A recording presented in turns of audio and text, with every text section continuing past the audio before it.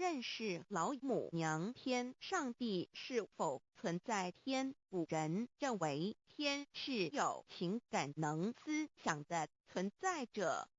孔子说过，或罪于天，无所导也。所作所为得罪了上天，有违天理，那么祈祷再多也是没有用的。予所否者，天厌之，天厌之，做了违背良心的事情，上天就会唾弃我为乎？为天为大，伟大啊！只有天最高大天。孔子、孟子思想中，天似乎也是能安排一切的主宰。孟子也说过：“天将降大任于斯人也，必先苦其心志，劳其筋骨，饿其体肤，空乏其身，行拂乱其所为，所以动心忍性，增益其所不能。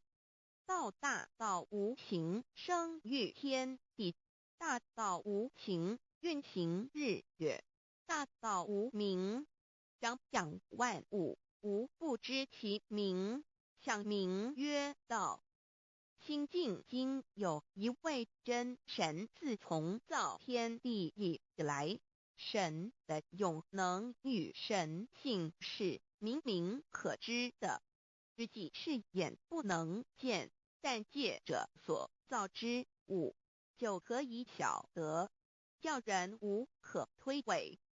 罗马书第1章第20节，我们要如何向人证明真正有一位上帝的存在？虽然上帝的存在不需要也不可能用人的方法来证明，但是很多人都不由自主地相信宇宙当中必然有一位冥冥中的主宰。在我们生活经验中，当我们尽了所有的努力，常常会带着期望说谋事在人，成事在天，生死有命，富贵在天。当事情不太顺利时，我们也常安慰自己说天无绝人之路，若事情已经绝望了，我们只好叹息天不从人愿。最后事情若起死回生时，我们会高兴地说天理昭昭，老天有眼，有一位真神上帝，看不见的并不表示就不存在。如空中有许多电波承载着美妙的音乐影像，虽然看不见电波，只要能借着适合的方法收音机、电视，我们不但能知道电波的存在，而且能与这些电波有正确的接触。上帝虽然是我们肉眼所不能见，但借着他所创造的浩瀚宇宙和微妙自然，我们就能知道有一位真上帝，万物的创始者。有一位真神太初有道，道与神同在，道就是神。这道太初与神同在，万物是借着他造的，凡被造的没有一样不是借着他造的。新约翰福音1:13，圣经创世纪1.01分。5 General 1:1 起初神创造天地， General 1:2 地是空虚混沌渊面黑暗，神的灵运行在水面上。 General 1:3 神说要有光，就有了光。 General 1:4神看光是好的，就把光暗分开了。General 1:5. 神称光为昼，称暗为夜，有晚上，有早晨，这是头一日。老母娘上帝，阿拉，万物之真宰，明明上帝，无量心虚至尊至圣，三界十方万灵真宰，老母娘，明明上帝，老母娘，生天生地生万物，为天地万物生灵之真主宰，又称无生老母，又称明明上帝。上帝当知道，我们所敬奉的真神，就是四书五经所说的上帝。这真神两个字和上帝两个字，音虽不同，意思却是一样。就如大雅所说的鹰之谓丧尸，鹤配上帝。朱子说，上帝就是天的主宰。小雅上说，按形体而论，就叫做是天；按主宰而论，就叫做是地。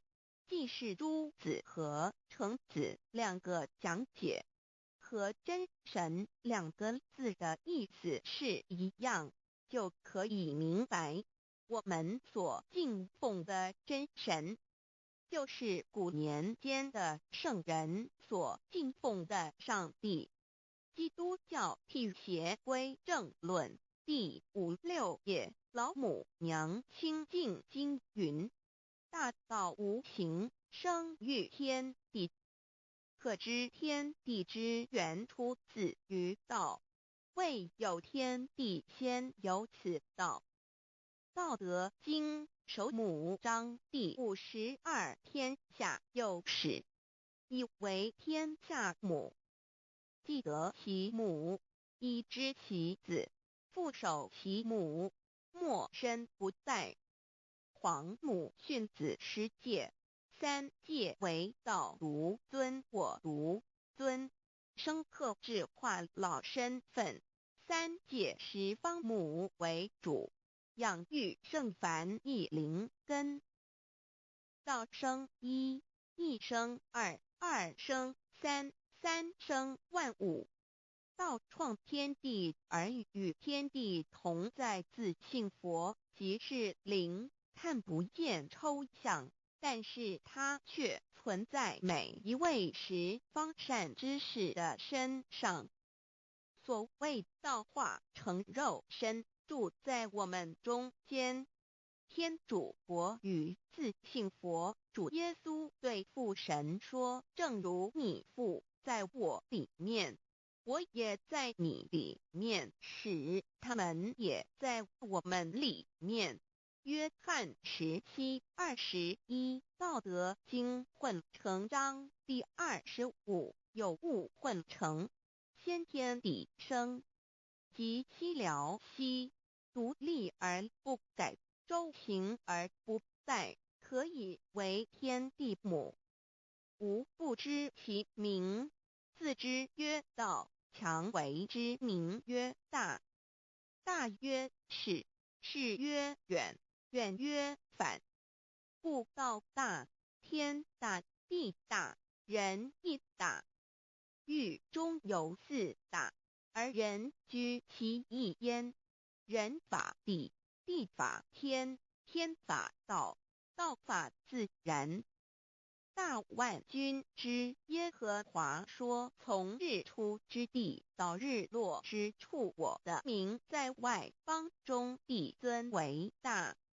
在各处人必奉我的名烧香。马拉基书1:11，老子曰：道大，天大，地大，人亦大。道德经混成章第25，皇母老母娘，即是无极老母，无极老祖，无生老母。皇母天父，天上的父耶和华万军之耶和华神，上帝真神，阿拉真神主，真主，造物主，为皇上帝，明上帝造真理，老母娘慈训，明灵异变光，上帝赐而真宝藏，无量慈怀传懿旨，清虚大化救援，皇至尊无上威灵力，至圣心法，复贤良三界法，与慈云布十方，共沐朝母娘，万灵归根乐欢喜，真载无为居天堂，老母娘上帝，阿拉万物之真载，明上帝，无量清虚至尊至圣三界十方，万灵真载，一点明上帝圣号之意义，明是代表先天纯阳光明本性，所以明不为是超越现象界的明，且是内在的明。超越现象界的明为天命，内在的明为人具足的本性良知。上帝即宇宙的最高主宰，他是诸天神圣三世诸神之本，也是宇宙唯一至尊的神。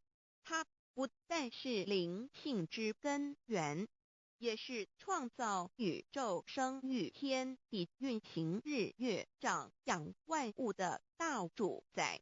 在人而言，亦如无人本具之本性良知，如帝尧之大仁，虞舜之大巧，夏禹之大功，文王之大德，周公之大才，老子之耶稣之博爱，穆圣之清真，观音之大慈，世子之喜舍，文殊之大智，普贤之大行，弥陀之平直，关圣之刚正，纯阳之虚明，五目之精中，等十方众圣，三世诸佛，一切奥义妙理，无量智慧功德，神通妙用，全是由上帝的性体中流露出来的。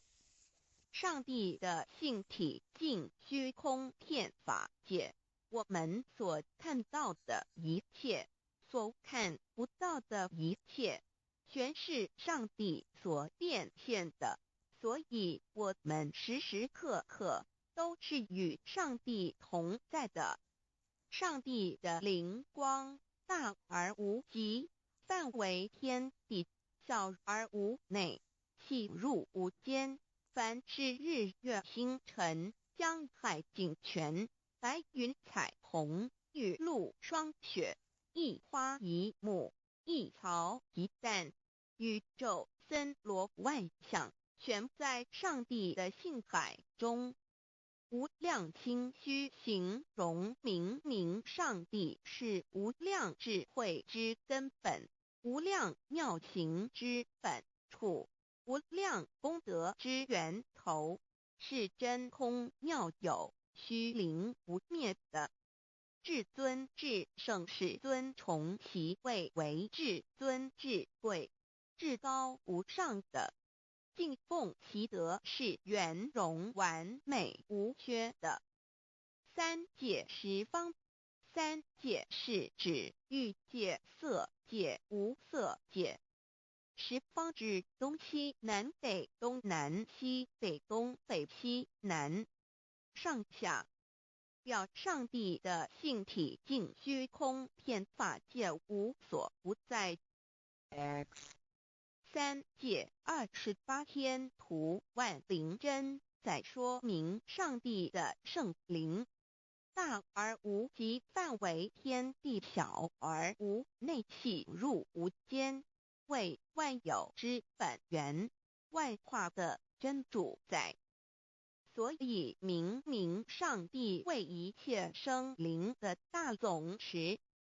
在传统道场亦有尊称为无生老母或以母字为代表，其意义如同明明上帝，具有形上义与形象义，为万物苍生生命的大本源头。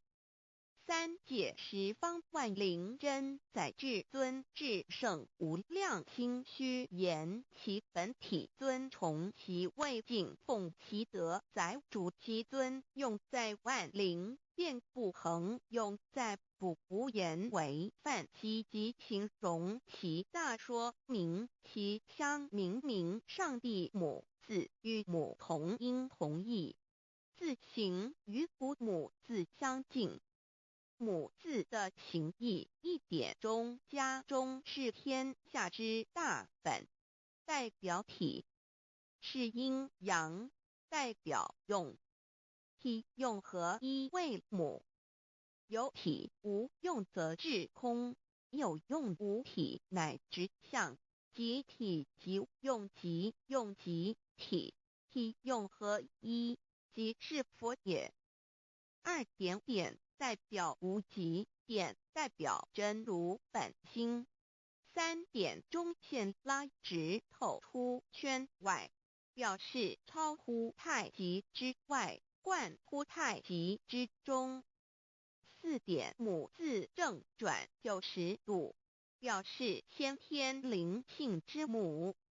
先天母乃外灵主宰，灵性之母心无形，永久之如来自性。太极字的形义中是天下之大本，代表体。两点是阴阳，代表用，从代表无极，动生阴阳从直心代表真如本心。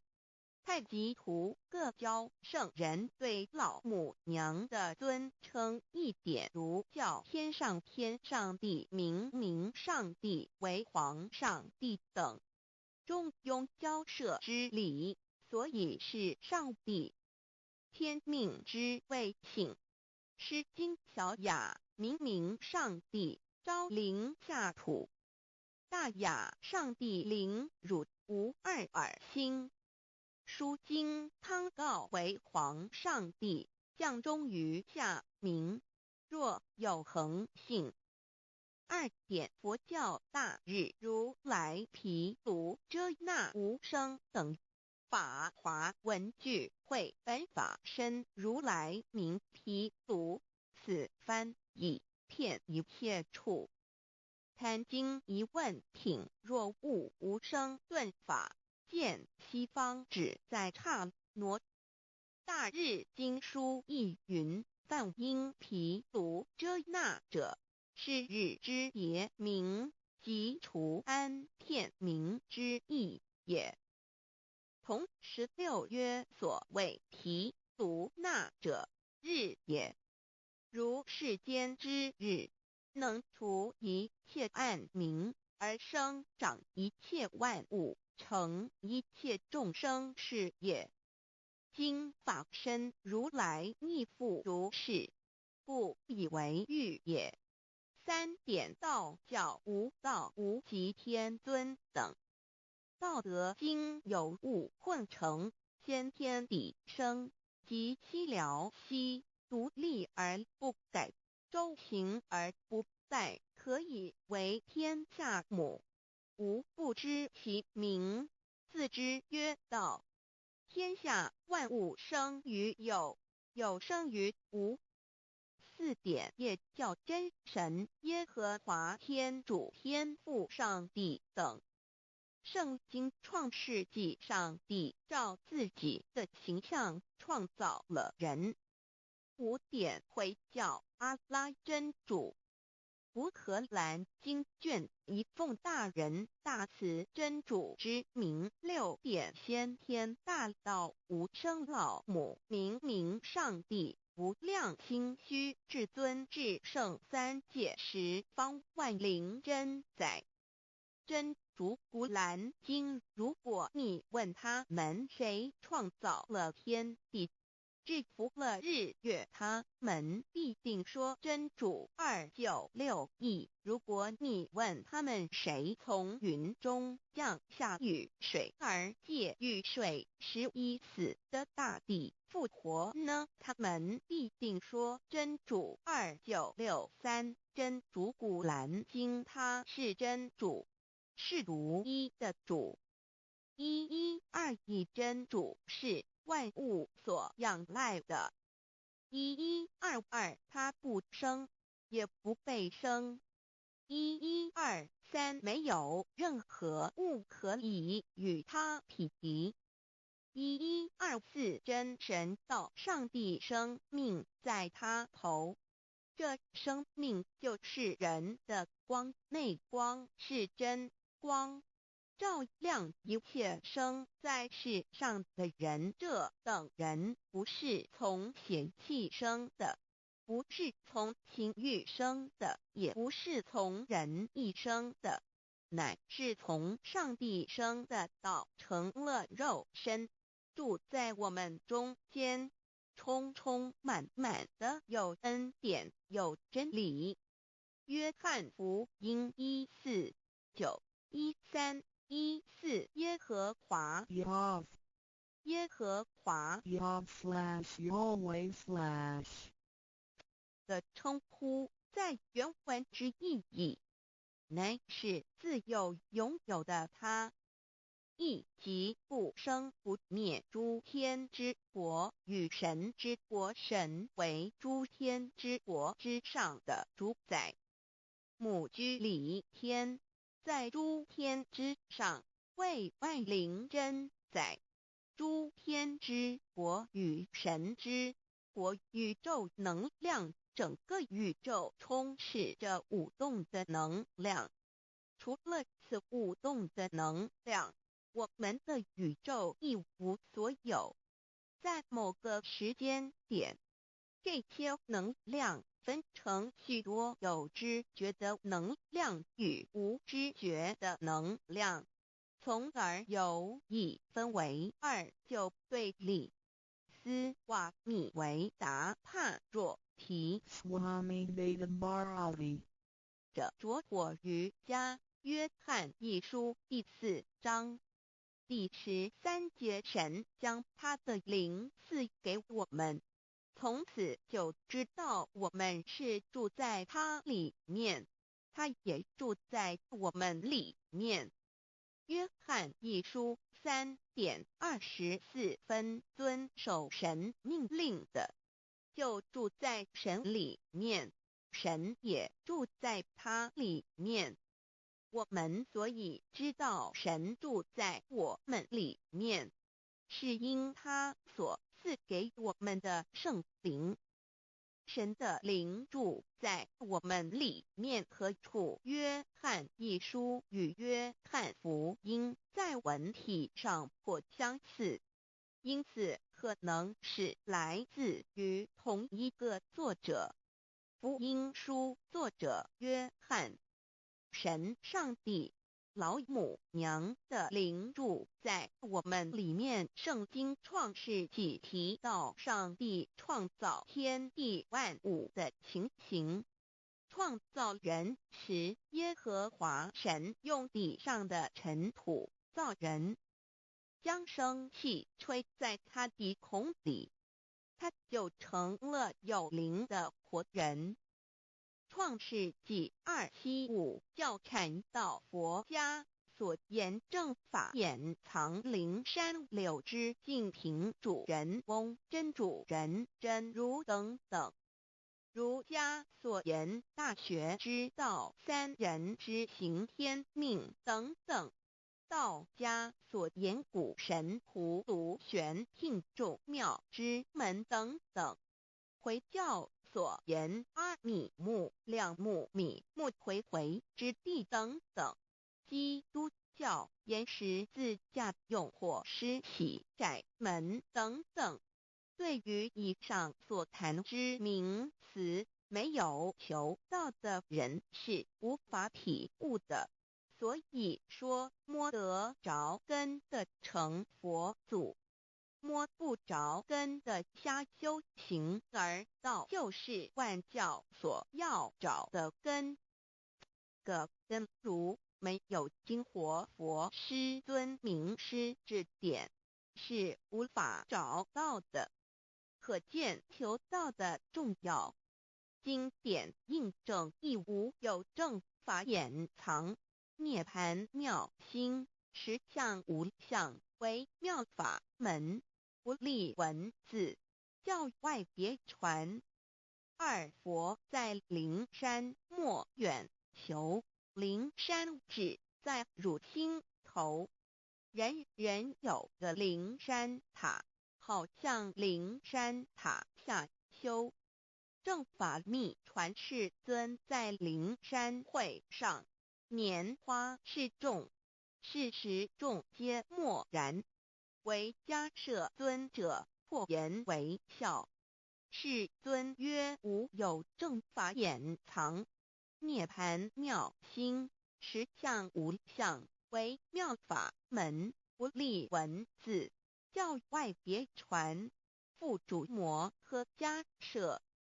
世尊至多子塔前，命摩诃迦摄分作另作，以僧伽梨为之。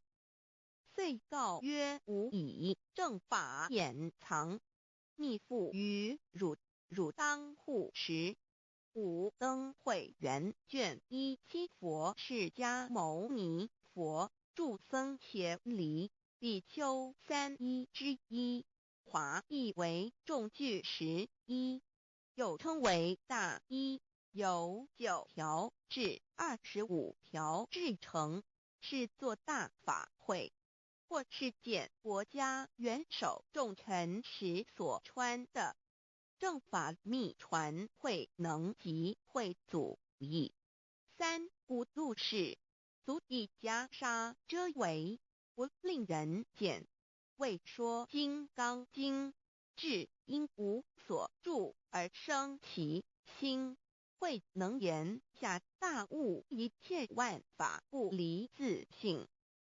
遂起祖言和其自性本自清净和其自性本不生灭和其自性本自具足和其自性本无动摇和其自性能生万法组之物本性。谓会能曰：不是本心，学法无益。若是自本心，见自本性，即名丈夫天人师佛。The lamp of the body is the eye. The lamp of the body is the eye. If therefore your eye is good, your whole body will be full of light. 马太福音第6章22，眼睛就是身上的灯。你的眼睛若了亮，全身就光明。台中国际机电会中华民国总会2001中英对照圣经新约全书 The Holy Bible New Testament Chinese and English Bilingual Edition. 窄门圣经马太福音第7章1-3 Enter by the narrow gate, for wide is the gate and broad is the way that leads to destruction, and there are many who go in by it. 你们要进窄门，因为引到灭亡。那门是宽的，路是大的，进去的人也多。台中国际机电会中华民国总会2001中英对照圣经新约全书 The Holy Bible New Testament Chinese and English Bilingual Edition. 窄门圣经马太福音第7章1-4 Because narrow is the gate and difficult is the way which leads to life, and there are few who find it. 因到永生，那门是窄的，路是小的，找到的人也少。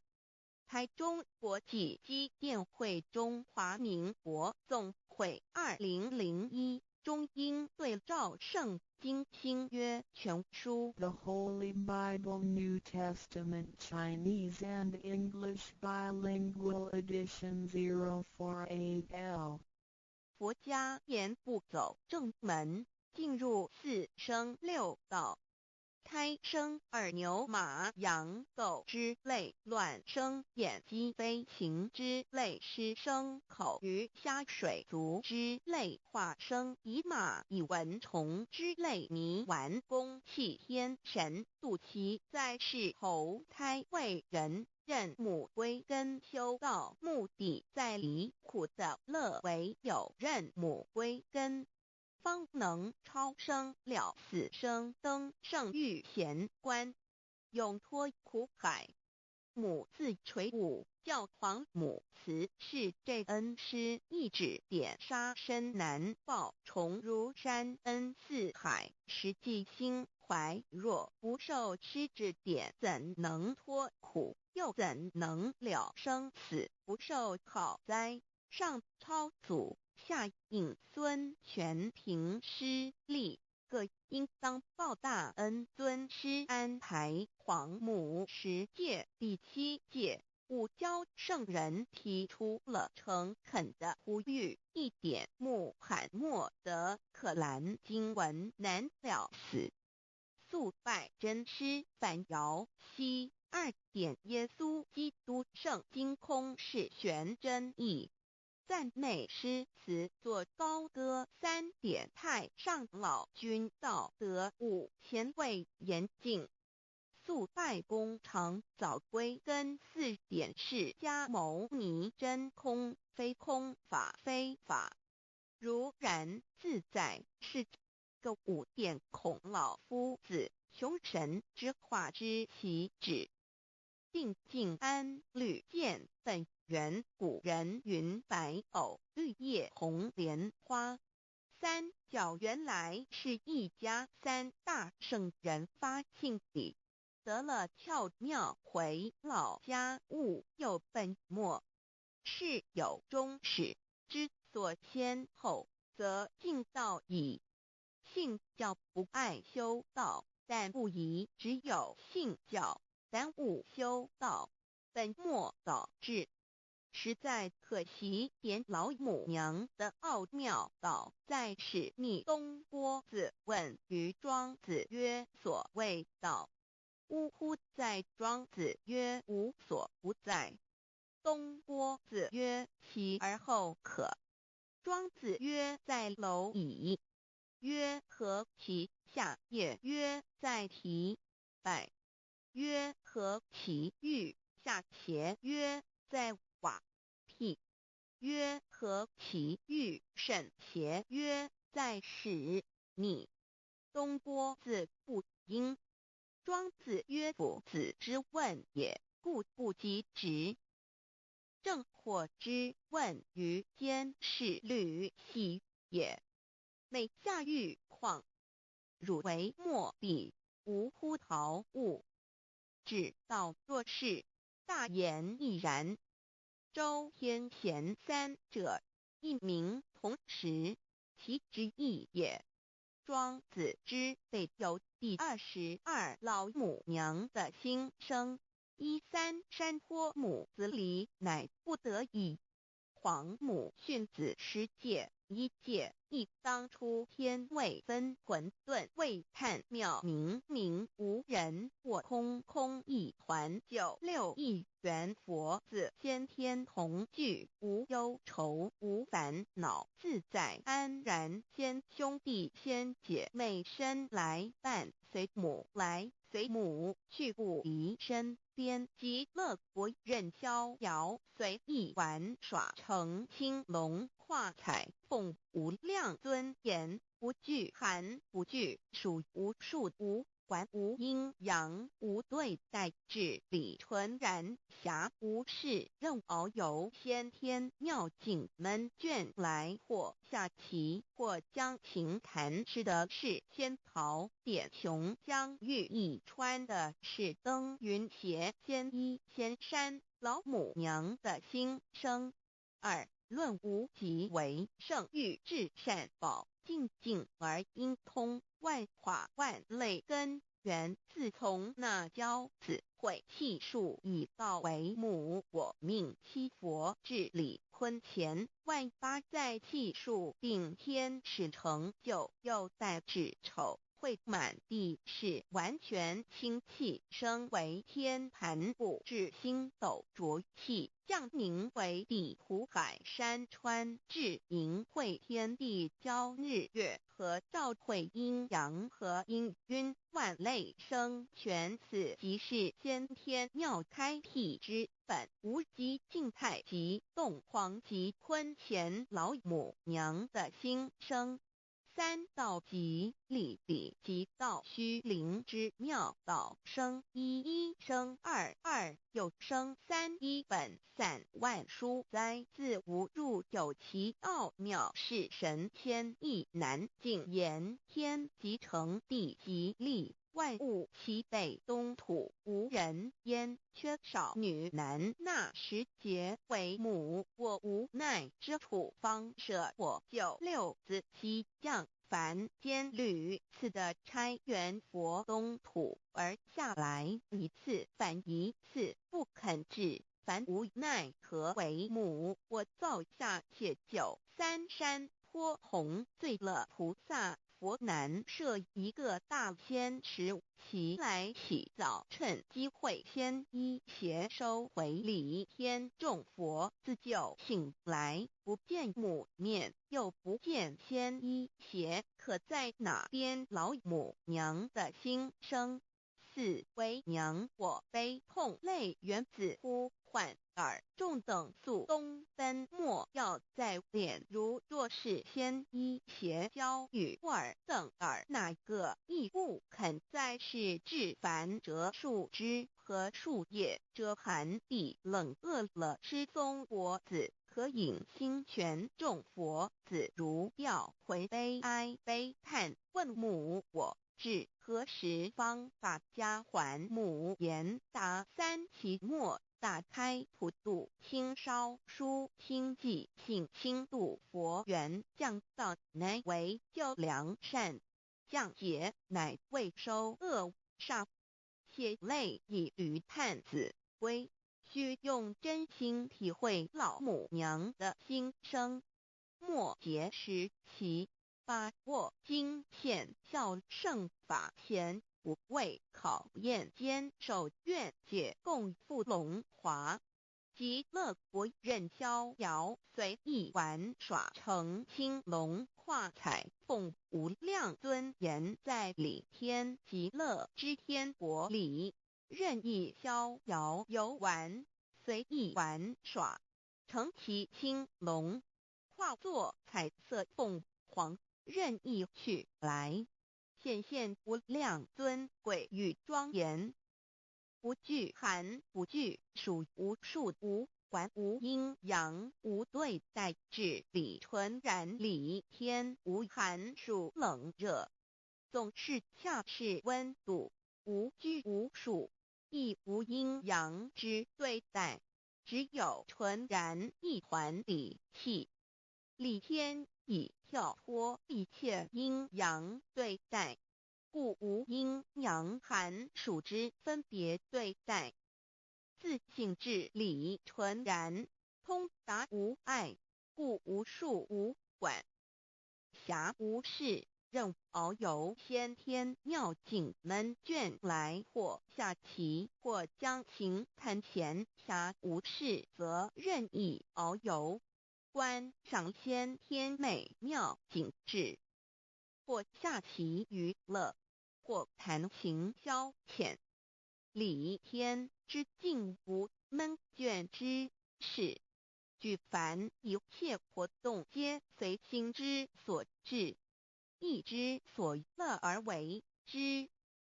吃的是仙桃果琼浆玉液，穿的是穿云鞋仙衣仙衫，吃的是仙桃仙果，喝的是琼浆玉液，穿的是仙衣仙鞋。仙桃果蟠桃之果实，亦称仙桃。蟠桃实洲际东海有山，名杜索山，上有大桃树。盘区3000里，曰盘木。武帝内传7月7日，西王母降以仙桃4颗与帝，帝时折收其核，欲种之。母曰：此桃3000年一时，中夏地薄，种之不生。帝乃止。论无极为圣域至善宝境境而应通万化万类根源理天是至善宝地，是无极的境界，至圣之疆域。此地至虚至境感而遂通万物之造化，是一切万物之根源所在。自从那骄子会气数以道为母，我命七佛治理坤乾一元12，会子会开天丑会辟地寅会生人卯会辰会巳会午会未会申会人灭酉会地灭戌会天灭亥会混沌每会各10800年。一元共129600年。七佛治世，三佛收元七佛治世南方是爱佛6000年，北方生玉佛4800年，即10800年。卯会东方甲三春佛3720年，西方有长庚佛7080年，即10800年。辰会西北方空谷佛5284年，东南方龙野佛5516年，即10800年。四会东北方祭天佛5800年，伏羲是代理佛500年，即6300年。五会中三佛收元燃灯古佛青阳旗，掌天盘。莲慈会释迦文佛红阳旗，掌天盘。灵山会弥勒古佛白阳旗，掌天盘。龙华会万八在气数足天使成就，又在指丑会满地是完全子会开天10800年。天成就丑会辟地10800年，地完全至为会数景，至是圆满。母会元灵收回，又会灭地，虚会灭天，亥会重回混沌星气，生为天盘部至星斗浊气，降名为地土海山川清清之气，上升则为天。满天不满者河汉星斗，此为气界所居之处。重浊之气下降则为地，大地为重浊之气所凝结而成，形成了土海山川，此为象界所居之处。至寅会天地交日月和照会阴阳和阴晕万类生全子会开天，丑会辟地，以完成阴阳二气之分判。寅会之时，天地阴阳之气相交，日月叠相交替，阴阳阴晕而育生万物品类。此即是先天妙开辟之本无极静态及动黄及坤乾，此即是先天妙理开天辟地之本源。无极主静，属理天；太极主动，属气天；黄极主化，属象天。道即理理即道虚灵之妙道生一一生二二又生三道即是理，理即是道，至虚至灵，万物本源之奥妙运用。道本虚灵，能生一，一能生二，二能生三，三能生万物。无极生太极，太极生两仪，两仪生三才，三才者天地人，万物因之而生。生化万物图://LCC_LCC_2 意图象棋，生化5万点 JPG 天既成地既立，万物其备东土里无人焉，缺少女男天地既成，万物以其备，这就是象天。亦称娑婆世界、堪苦世界、苦海、此岸东土等等名称，不一而足。这世界被创立之后，尚无人焉，缺少男女，整个世界乏人管理统治。那时桀为母，我无奈之处，方舍我9六子妻降凡间。由于天地有定数，子会开天，丑会辟地，寅会需要有人降生。时机已至，老母娘亦有无奈之处，才舍下皇母之9六元胎佛子，以其降临凡间，接受种种历练，屡次的差援佛东土，而下来一次反一次不肯治凡，于是老母娘每次差遣援佛子下凡降临东土，每来一次又回去一次，就是不肯留下来治理凡间东土。无奈何为我造下血救三山托洪罪了菩萨佛，身在无可奈何之下，老母娘只好造下血救。在三山托洪罪了原本就是佛菩萨的原胎佛子，设一个大仙池期来洗澡，趁机会先一邪收回礼天。老母娘还设一个大仙池，好让大家一起来洗澡，趁机会将大家的仙衣仙鞋都收回礼天。众佛子就醒来，不见母面，又不见仙衣鞋，可在哪边？众佛子就醒之后，却见不到老母娘，又不见仙衣仙鞋。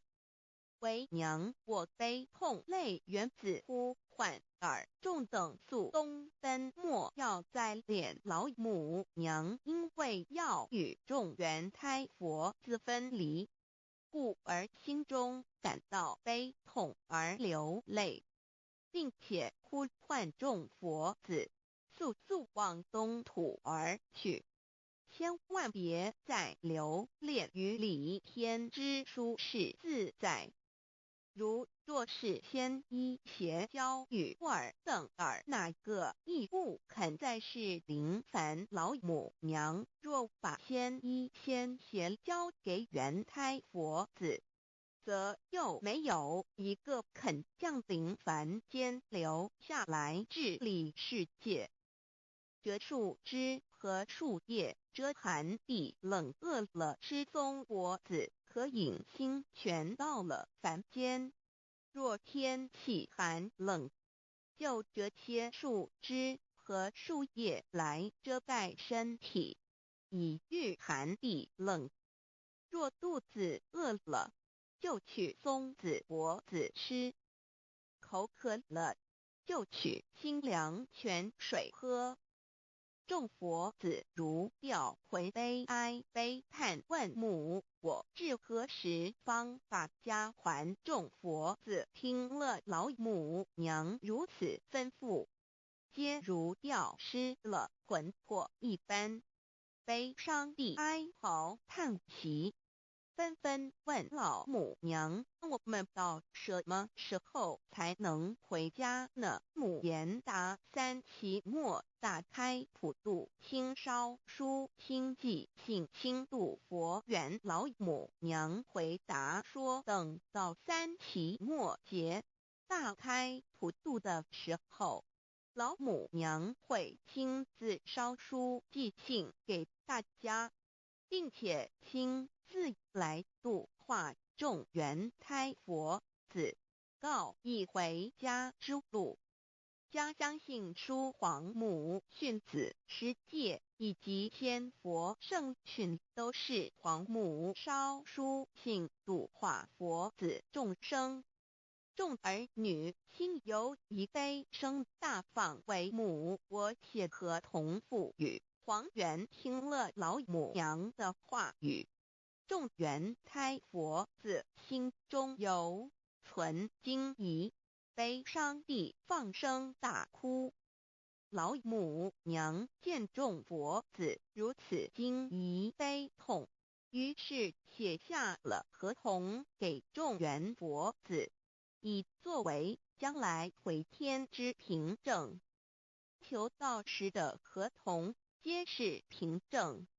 自此，我缘佛子东土而奔至世界为男女灾地人焉。从此，皇母之缘胎佛子便向东土奔驰而去，点治理世界，或为男，或为女，并传递人间烟火。母子分各东西，好不难过。自此，我众佛子受尽熬煎子各分东西，令老母娘内心好难过。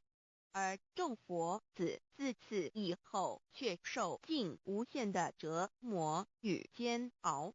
唐李白骨风师名利图煎熬，安的咸鱼不。至今时区只算6万年，载美享而在世苦，母心难安。自三山托一别到现在，区只算来已有6万年了。自寅会生人以来，至今未知出，已将近6万年时光。每每想起众佛子在世间受苦受难，皇母内心就难以安舒。一别千古，一别6万多年。今时下运也至为母，降道差3佛半末后普渡收圆，现在时运已经到了，为换回在世间受苦的缘佛子，老母娘降下了大道，指引众生回天之路，并差遣3佛办理末后一着的普渡收圆。3佛燃灯古佛释迦牟尼佛弥勒佛，如何与老母娘同在一任理时修一理，不依人修道，任指真一人一出错，一理是良心2行公了，愿天不能言，地不能喻，人能弘道，非道弘人。结论而的敦厚善良，造就母的完美圆满，儿的光明坦荡，照耀母的灵明清虚，儿的柔和宁静凝聚母的慈悲感应，儿的知足感恩建立母的欢乐喜乐，儿的无私无我辉映母的无边无量，儿的屹立不摇契入母的永垂不朽。本尊与分身关系。On call. 资料来源：网址 https://drive.google.com/files/d/0b_c/view pref equals 1 and page equals 1095389915047674483005 ndroducdioland.html 先天大道简介中应对照 http://www.library.com/category/category6/c63006.htm Introduction to DAO 先天大道简介 Introduction to DAO 中应对照先天大道简介一和为先天大道二道与我有什么关系？三求道是求什么？四求道对我有什么好处？五具备什么条件才可以求道？六求道对我的生活有什么影响？七道的宝贵有什么印证？一和为先天大道，先天大道又简称道。我们若仔细地去观察，心窍开悟之后，就可发觉宇宙间森罗万象皆是杂而有序，而自然界万事万物的运转，也都有一定的法则。个天地人是万物的真主宰，就是道。道乃在天地生成之前即已存在，故曰先天大道。道者理也，理就是真理。在天地人万物未生以前，道即已存在，而道能生天、生地、生人、生万物万类。在天地人万物毁灭之后，道不会毁灭。道因为无去无来，不生不灭，乃代表着宇宙间亘古不变的真理。道的本体，也就是宇宙自然的本体。在混沌未判之初，宇宙间只是一团灵妙理，无天无地无人，也没有语言和文字，所以我们实无法以任何语言文字或思虑来形容它。故大道无名强名曰道，我们也是勉强用到这个名词来代表它。在天地万物生成之后，道又能贯穿于宇宙万事万物之中，使一切的自然现象均能呈现和谐有条不紊的运转。这就是道的妙用。道大理为，我们虽然无时无刻离不开道的本体和妙用，却又很不容易去认识它。因此在2、3千年前，各教圣人应运出世，各化一方，针对当时天时地利及众生的根器，留下千经万典，传下诸多去恶从善的修持法门，同时也让芸芸众生认识了冥冥中宇宙万事万物均有一个真正的主宰，或称为上帝，或称为造化，或称为天主。我们称其为道或无生老，均是一名而同义。我们对道有了深一层的认识和体悟之后，就会了解，天地间实无一物不是道之本体与妙用的合一。因此，道虽然涵盖各大教门的经义，为千门万教的总源头，确实不局限于宗教的领域里。而上帝或老也不只代表着一切宗教的最高信仰中心，更是天地万事万物万类的根本源头与最高主宰，其宇宙间永恒不变的真理之道。所以我们今天有机会了解什么是先天大道，不只找到了各大教门的最高信仰中心，也找到了宇宙的根本源头与最高主宰，更能对宇宙至高无上的真理有一个初步的认识。道之真义，在先天之先不为先，在后天之后不为后。其大上有可量，其为上有可止。为道极大不可量，即为不可止。故所以大无不包，为无不入，无所不贯，无所不通，无所不彻。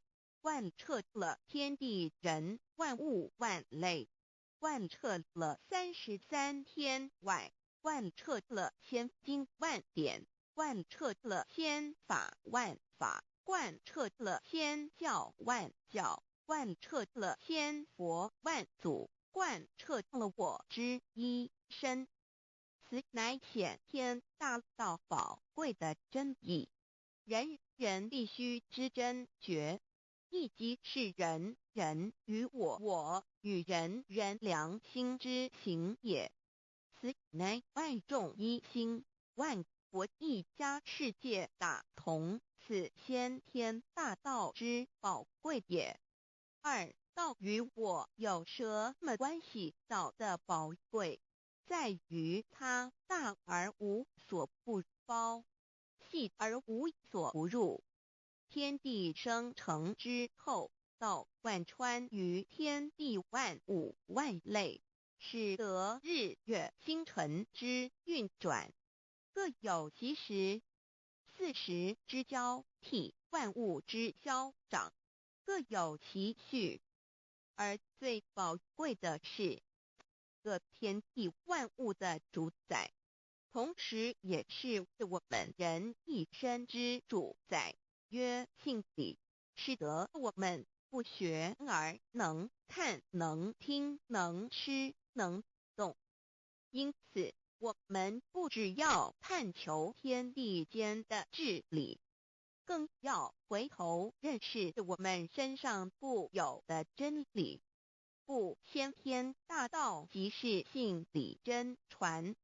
道的宝贵，并不在于它有什么神秘稀有或特殊之处，而是在于它平时，但我们却时时刻刻离不开它的本体与妙用。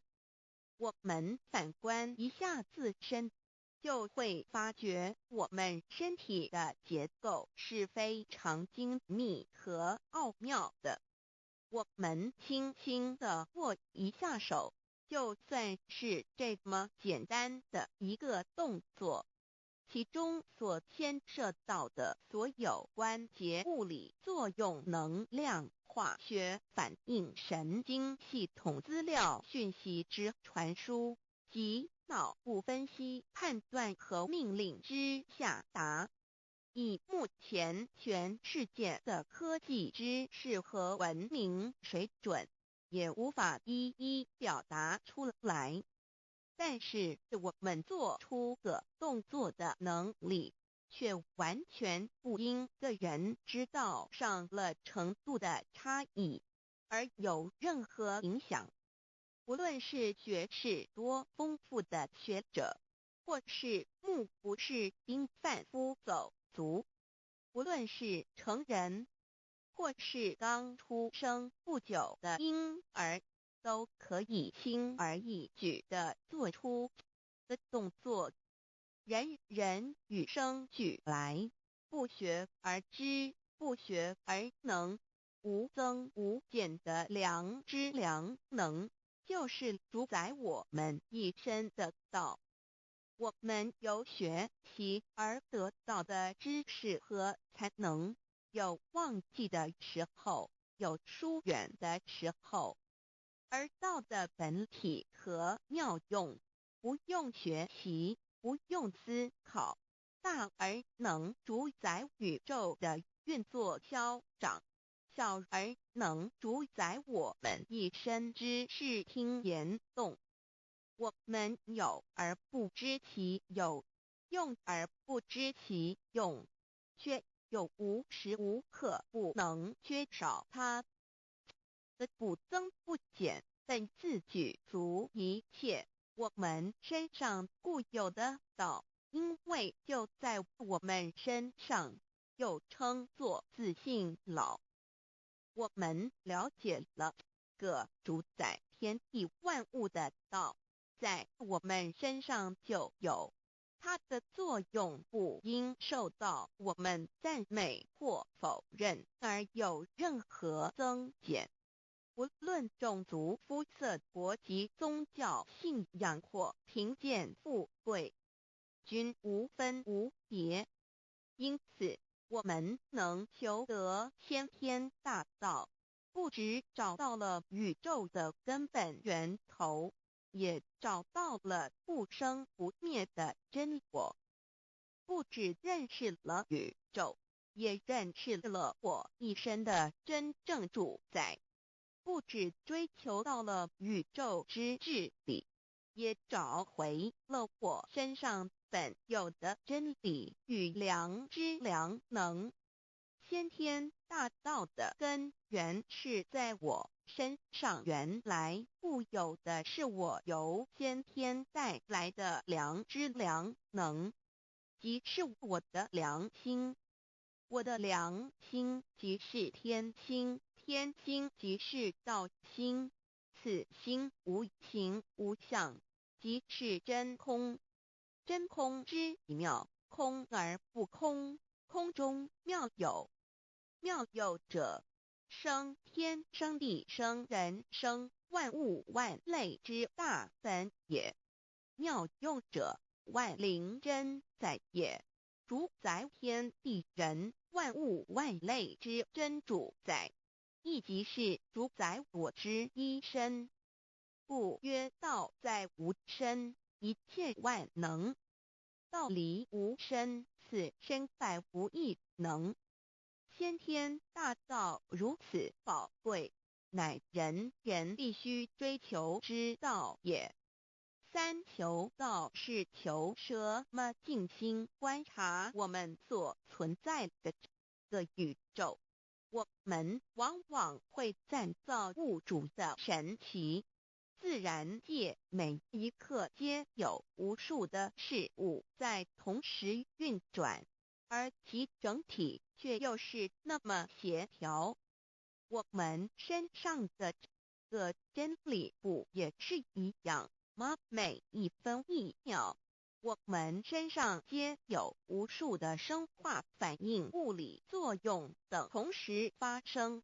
道的妙用分布在我们身上，不用学习，不用思考，其作用虽成千上万，合起来却只有一个自我。一切有条不紊，自然而成。道在无身，运用自如，在眼能视，在耳能听，在口能言，在鼻能闻香臭，在身能运用行动做事，此即道在我身之妙用。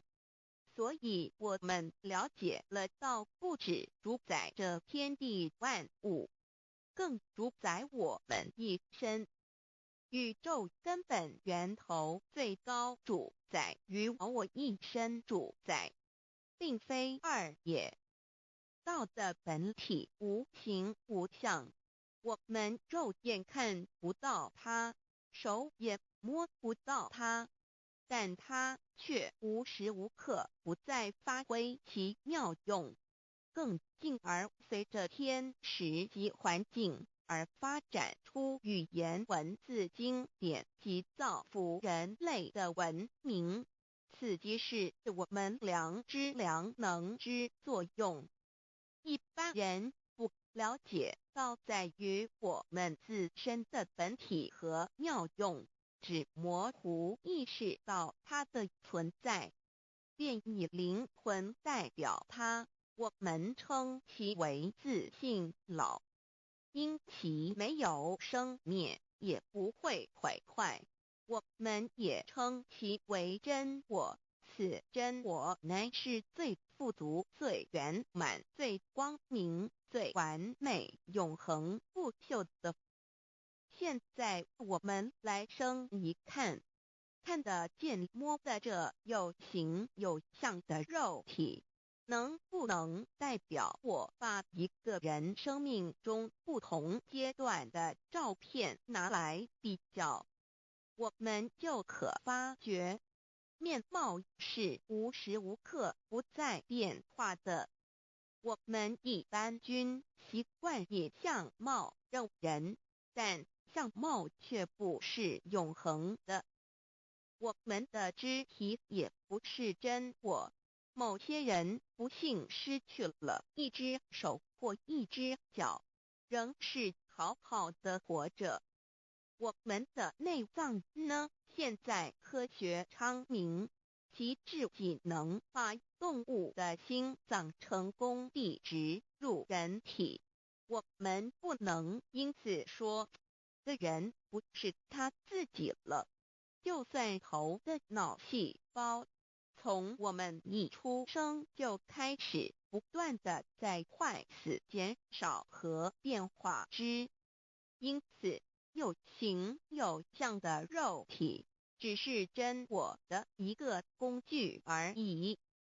肉体虽然看似真实，却无时无刻不在改变之中，不拘数十年又变成一堆黄土。因它不是永恒的，我们称之为假我。对于真我和假我有所了解之后，我们也就可以了解我们为什么要求到了。如今我们非常幸运能有机会求得先天大道，求得的就是三宝。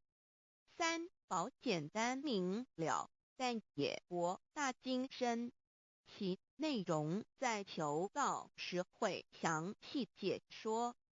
现在只简单的提出两点。首先，求道就是直接点出了真正永恒不朽的真我，也就是良心本性的发。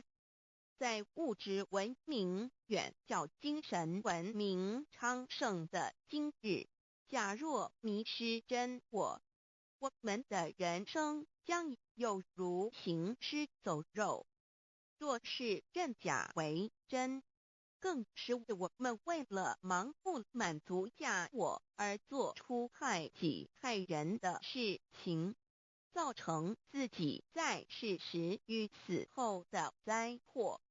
因此，求道启发了我们内在本的真我良心，真我假我协调融合，使我们的人生不论存没，都是平安喜乐自在充实而有意义。其次，求道也就是开启了我们身上的正门，又称良心之门、智慧之门、慈悲之门。个门非常的重要。当我们要离开一间房子时，自然由大门离去。如果此门无法开启，而被迫从窗户或阳台跳出时，就可能会摔断腿。我们的肉体就像一间房子，真我灵性就像是房子的主人。当有一天肉体要毁坏时，真我灵性若不得正门而出，被迫另寻旁门，其恐惧与焦虑是无法形容的，这也导致了死后的痛苦与不安。因此，我们可以发现到，绝大多数的人临终时，其肉体皆显现山僵硬、恐惧、无助与挣扎之相。求道就是开启我们个生来死去之正门，也就是通天大路。因此，我们今天很幸运能求道，求得三宝，打开灵性通天之正门，可以让我们找回真我，认识我自己身上的道，自然以良心作为待人物之准则，使人生更有意义，更进而解决生死大事，得到超生了死的保障。100年之后，回到我们的来故家乡。所以先天大道又是回天之道。先天大道之宝贵，即是千经万典不如一点。此典打开玄关正门佛门，天堂大路一步直超级的永生之道。此典宝贵，超佛越祖，超经越典，超越天地。得到这一点宝贵，它是诸经之师，诸法之王，诸佛之天地之，故曰超生了死极的永生，不毁不灭之先天大道也。此乃即是人人原来固有的，必须返回天之道也。四求道对我有什么好处？我们今天很高兴能有这个机缘求道，能够开启良心之门、智慧之门、通天之正门，这是第一步。这宝贵的道还能带给我们终生受用不尽的福之益，离苦的乐。人生在世，遭受种种之苦恼，就其根源皆起因于迷失了真我。求道首先就是让我们认识人身上固有的道，找回我们本有至真至善至美具足圆满永恒不朽的真我，在日常言行之中发挥真我，使我们一举一动皆能合于理，止于至善，自然不会受周遭的人事物所左右，我们的心也就不会患得患失。心为一身之主，我们既然在心境上有所提升，自然不会与邪恶之事相感应，则不相随心转，还可以改变命运，趋吉避凶，朝向光明，使我们得到真正的喜悦、逍遥自在。2堕地难，自有人类文明以来，道的真意便代代单传独授，其没落贯穿了早期的主要文明，如中国、印度等。奈何近100年来，人类受物欲所逼，在空前繁荣的物质文明中逐渐迷昧了良心，甚至竟将制造威力极大的杀人武器，回顾数千年人类历史，在近代短短数十年间，便发生了2次世界大战，无数挑战，伤亡无数。滥用科技文明，同时也损害了自然环境，造成大气臭氧层之破坏，全球性气候的改变，人心之变，干造了天灾人祸连连。人类已为自己酝酿了一个空前的浩劫，因此上帝洪恩慈悲，特将大道谱传于世，以挽救良善。求道以后，我们时刻存着道心，以良心待人处事。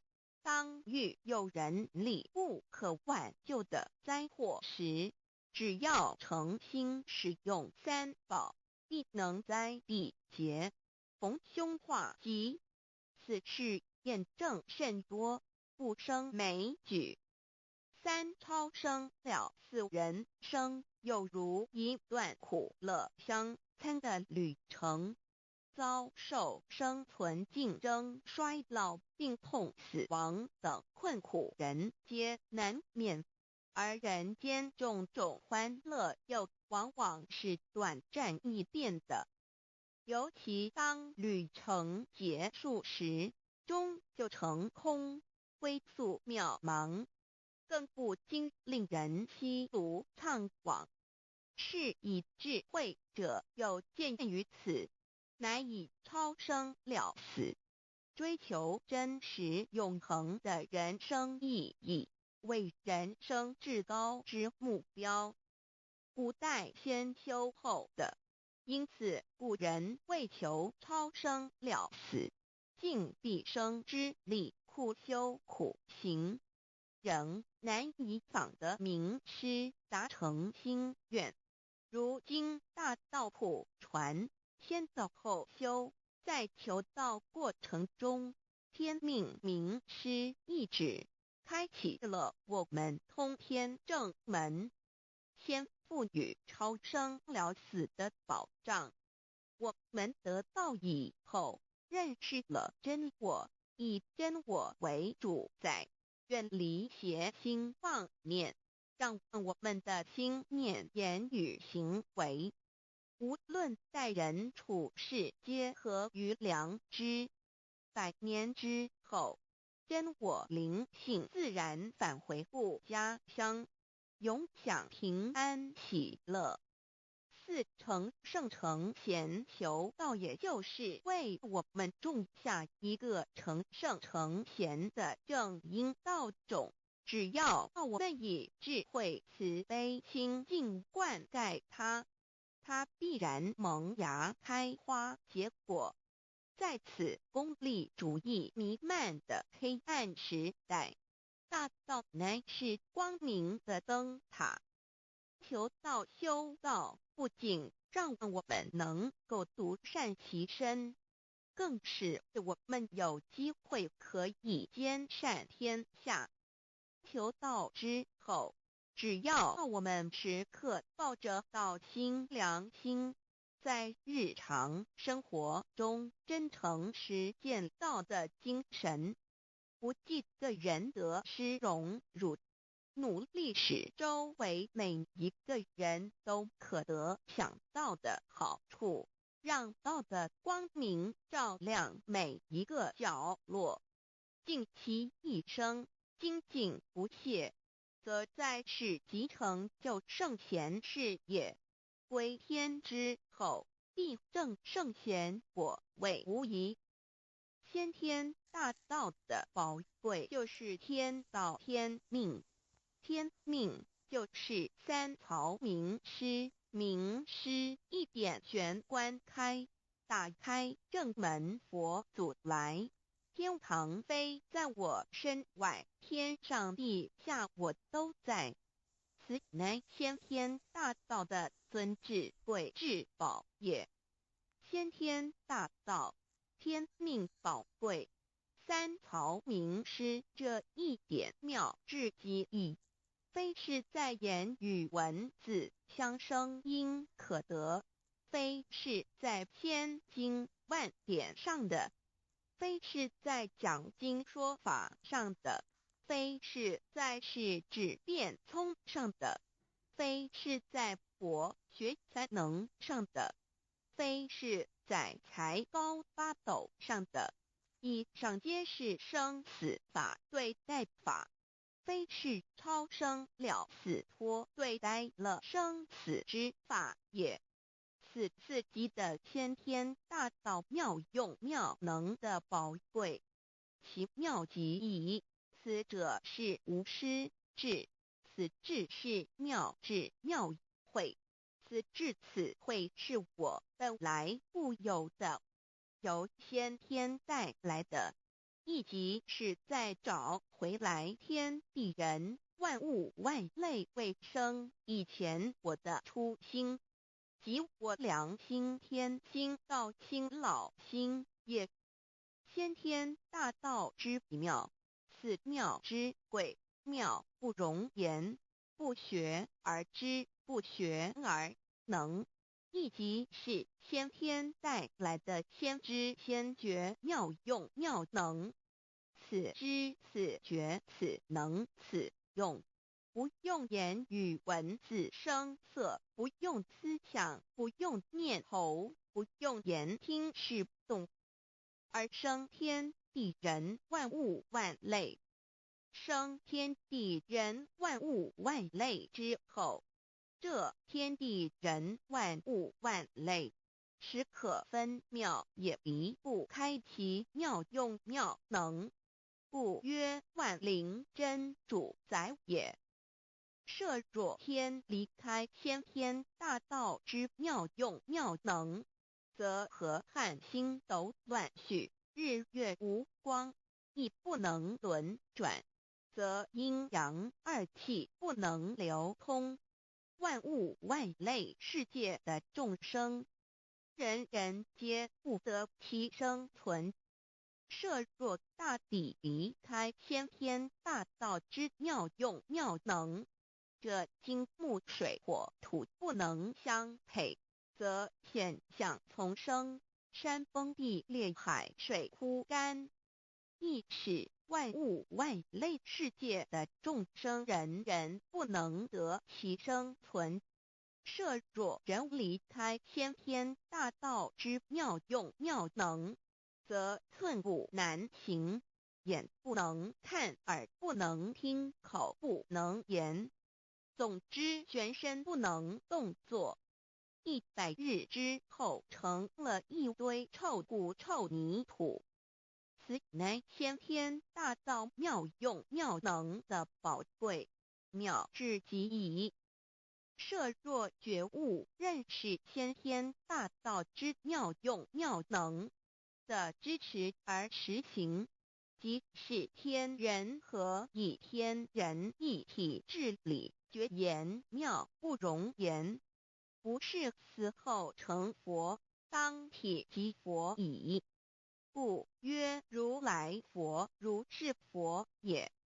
此乃的先天大道修先天大道之好处。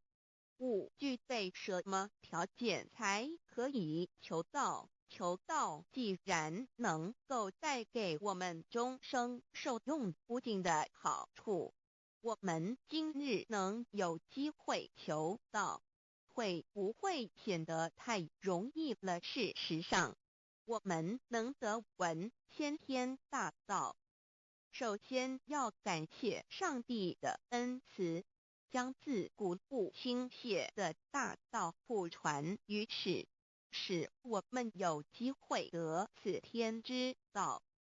另一方面，我们本身也必须具备足够的条件，祖上有德，根基深厚，佛缘成熟，才能够顺利求道。此外，我们必须向宇宙至高无上的造物主上帝发一个良心愿，此愿可归纳为3个要点：一得道以后，愿以明记并实践道的精神，也就是日常生活所思所言所行，皆愿以良心作为依归。二得道以后，愿以能力所及，助周围需要我们帮助的人，愿意多了解道的意义，并让更多的人蒙受天道的福祉。三得道以后，绝不将求得的三宝告知任何人。三宝必须在庄严的求道过程中，天命名师传授给我们才有真实意义。若由我们泄露给其他人，则不但毫无意义、毫无效果，我们自己也违反了天律。的良心愿合乎人人本具天赋的良知良能，所以我们人人都能够做到。真诚实践良心愿，也必须滋润我们求道时种下的智慧、慈悲、清净之正因道种，使它顺利萌芽、开花结果，才不致虚度这千载难逢的求道修道良辰。值得一提的是，我们能顺利求道，原因之一即是沾了祖德的光，是故上天开恩，只要我们修道有恒，则我们的祖先也有机会可以求道超生得救。我们的子孙亦的印地，对父母祖先尽大孝，这是最好的机会。只要具备以上条件，则无论任何国界、种族、宗教信仰的人，都可以求道。欲求得先天大道，脱出轮回之苦、地狱之灾，世间的穷通受忧、鳏寡孤独、生老病死苦，而返天堂永享天伦之乐者，必须我有得遇6万年良辰佳期的幸运。我本人心地善良，我有先天根基深厚，也就是我本人前世做的功德善事很多，此即天缘。我本人祖先有功德，做善事，此即祖上有德。我牧人遇到引导师度我得道，此佛缘已至，也就是前生我们一同做过功德善事，或一同有修过宗教，今生遇天道降世，一同得道修道，此乃佛缘已至。6求道对我的生活有什么影响？现今正值上天恩开，先天大道普传，拯救良善之时，故普传方式皆以方便善巧，与众生契机为原则。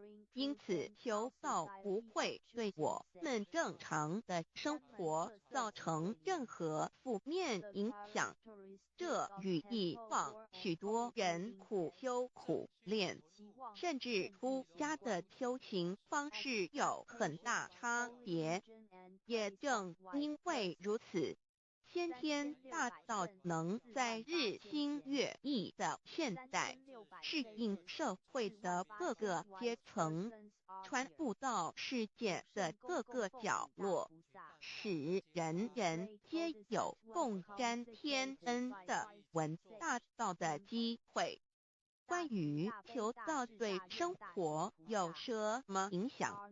我们用以下几点来看：一、与任何宗教没有冲突，道代表着天地万物及我们一生之最高主宰与真理。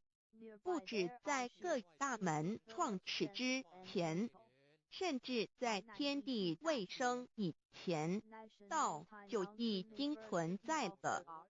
因此，任何教门，只要其教义是追求真理及实践良心，就不会与道有任何冲突。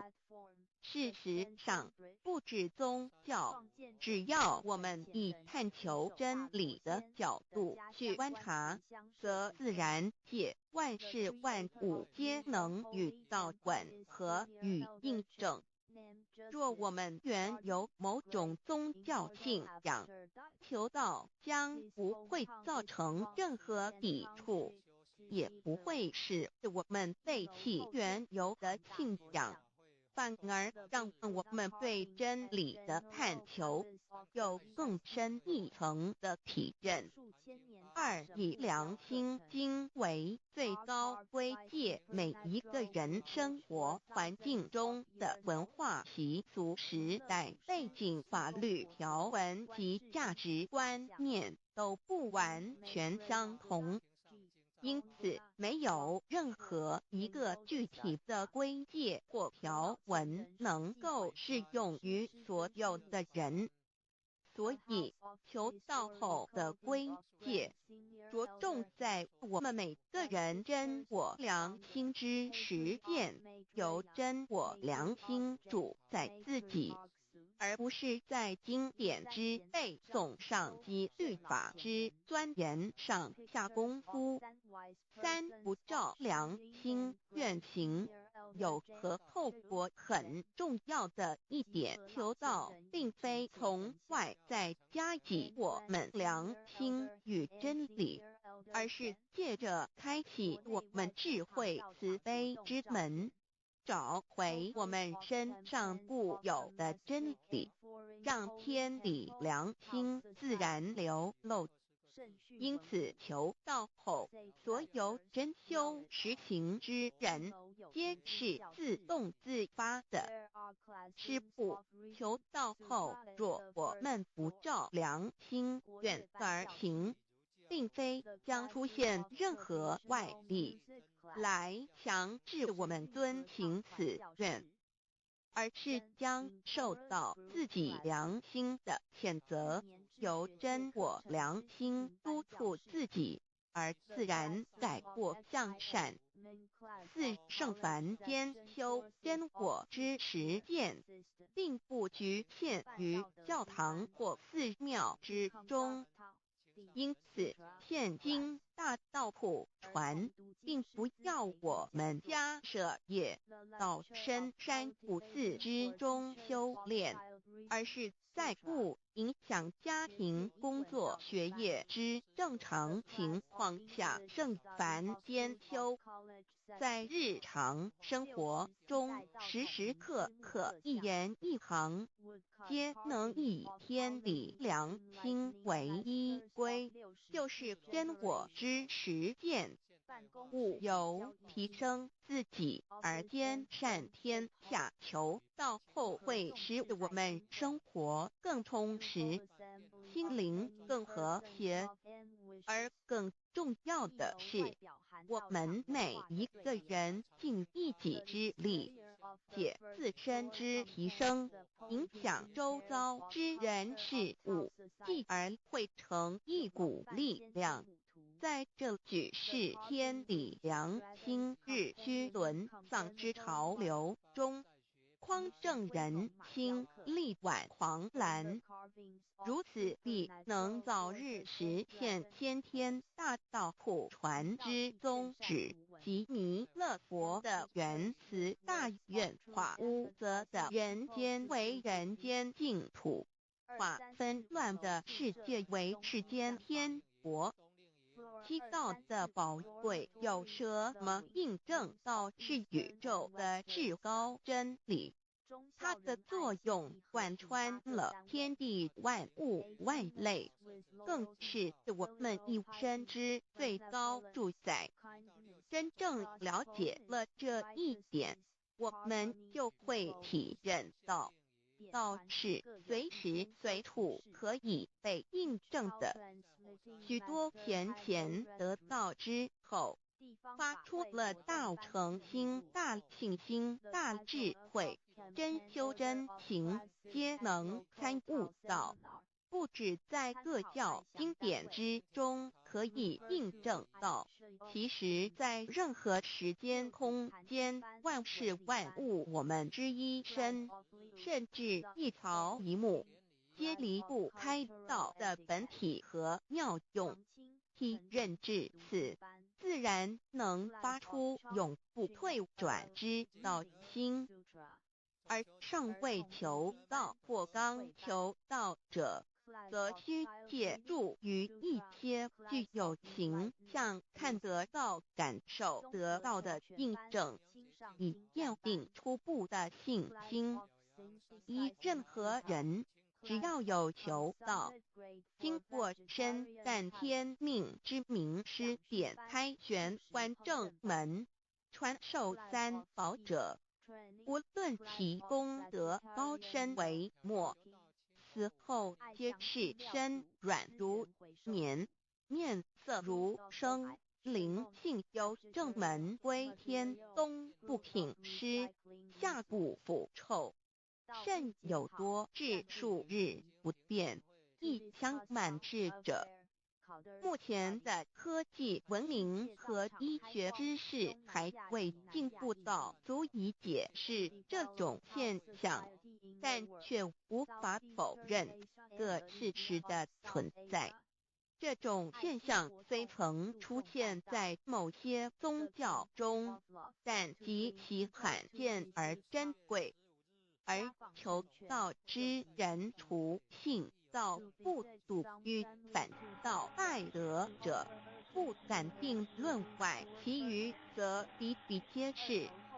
肉身既显似瑞香，足可证其灵性已登善境，当无疑问。二人虽不为万物之灵，其实是很脆弱的。自从生在这个世界上，就难免天灾人祸的威胁，甚多以求道者，在遇到人力不可挽救之危急情况下，诚心使用三宝，皆能大事化小，小事化无。这种例证多得不可胜数，无法在此一一例举。以上两点虽然极为宝贵，但却是任何人只要一求道，借着上帝的天命宝贵，立刻就可以得到的保障。此后就随个人的诚心、智慧及对真理之实践，而有或深或浅不同的体认了。如人饮水，冷暖自知。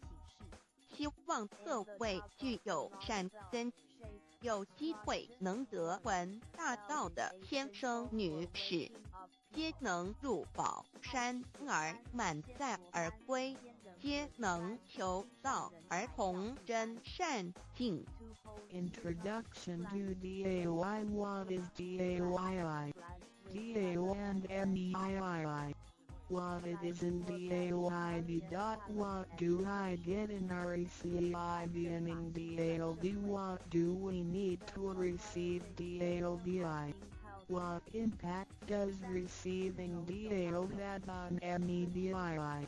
What can attest the validity of DAOI? What is DAO? Observing the cosmos and all the living beings consciously, among all the earthly activities and phenomena, we will find the existence of the laws of nature. There is a supernatural origin which guides all the operations happening across the galaxy, the Earth, and the human beings. We call this source Tao. Tao existed before primordial time, and even before the universe was merged. It is the origin of the world, and it thereafter nurtures all the creatures and beings. Since it is unchangeable and does not evolve with time, it is the ultimate truth. It is what all saints and sages throughout human history had been searching for. The essence of Tao is the foundation of nature. The law or the power that existed before the universe was formed is beyond description, because there were no civilizations nor creatures, let alone languages. Since it cannot be applied any name, we simply call it Tao. After the world was merged, along with the mutations of the universe, we see the harmonious actions as exhibited in seasonal changes, rhythms of time and tide, and the balance of the ecosystem. We also find some conformity of human nature across various cultures. These prove the laws of nature. This is the extension of that original Tao when it is substantiated and materialized. It merged into everything that is with and within us. Now that we know Tao is present universally and yet difficult to be recognized, there have been prophets and preachers trying to make us know and understand the origin and the truth of life through various teachings and literature since the beginning of civilization. They were scattered around the world throughout history. As a result, great commandments were taught to disciples and goodness and badness were differentiated. These teachings varied, based on differences in culture, background, timing and the level of each individual's comprehension. However, they all tried to express and transmit to their descendants this creator and chief of the universe. It is God, or what we call Tao. As we get to know it more and more, we will realize that the essence of Tao and its effect covers every existence without any exceptions. Tao is actually the headwaters of all religions. It embraces the essence of all the preaching and teachings. And yet, it is superior to the system of belief. It is the nature, the universe itself. Tao or God represents the highest authority and power of nature. It is also the head stream and superior to all. It is the unchangeable principle. Understanding Tao allows us not only to discover the center of all religious belief, but also to communicate with the origin and the highest power of nature. We will then be able to relate ourselves to the truth of the universe. To probe further, Tao existed before the formation of all, yet it was not anterior, which means that the creation was embedded in it. Tao emerges into the creation, yet is not posterior, which means that it is not thereafter limited. Among those created, however large, they can be measured, however small, they can be detected. It is only Tao that cannot be measured of its immensity nor detected of its existence. Therefore, it is larger than the largest and leaves nothing excluded, and yet it can be smaller than the smallest and leaves nothing not penetrated. It is ubiquitous. It merges into and governs all. It is in charge of the space, the earth, human beings, all the creatures, and all existences. It penetrates and regulates the entire universe. It is the source of all the scriptures, sutras, as well as dharmas. It encompasses all the religions, and it is what makes one a Buddha or a saint. It is the single chief of all. And, above all, it is in charge of each individual too. It is the Divine Self. This is the true meaning of Tao. We should get to know it this way and rediscover our own invaluable treasure. So, to practice Tao is to revive one's own conscience as well as everyone else's and to act upon it accordingly. Then, all people can be of one spirit, all nations can be in peace like a family, and the great harmony will come true. How precious does Tao and me the significance of Tao is in its immensity and ubiquity. Its mightiness guides the universe to carry on with changing seasons and evolving creatures. The countless aspects of the natural phenomena seem so capricious and yet really in order and in cycles. This almighty being also resides in each of us. It is the Divine Self, the natural quality of a person. It enables us to see, to feel, to taste, to hear, and to move without learning.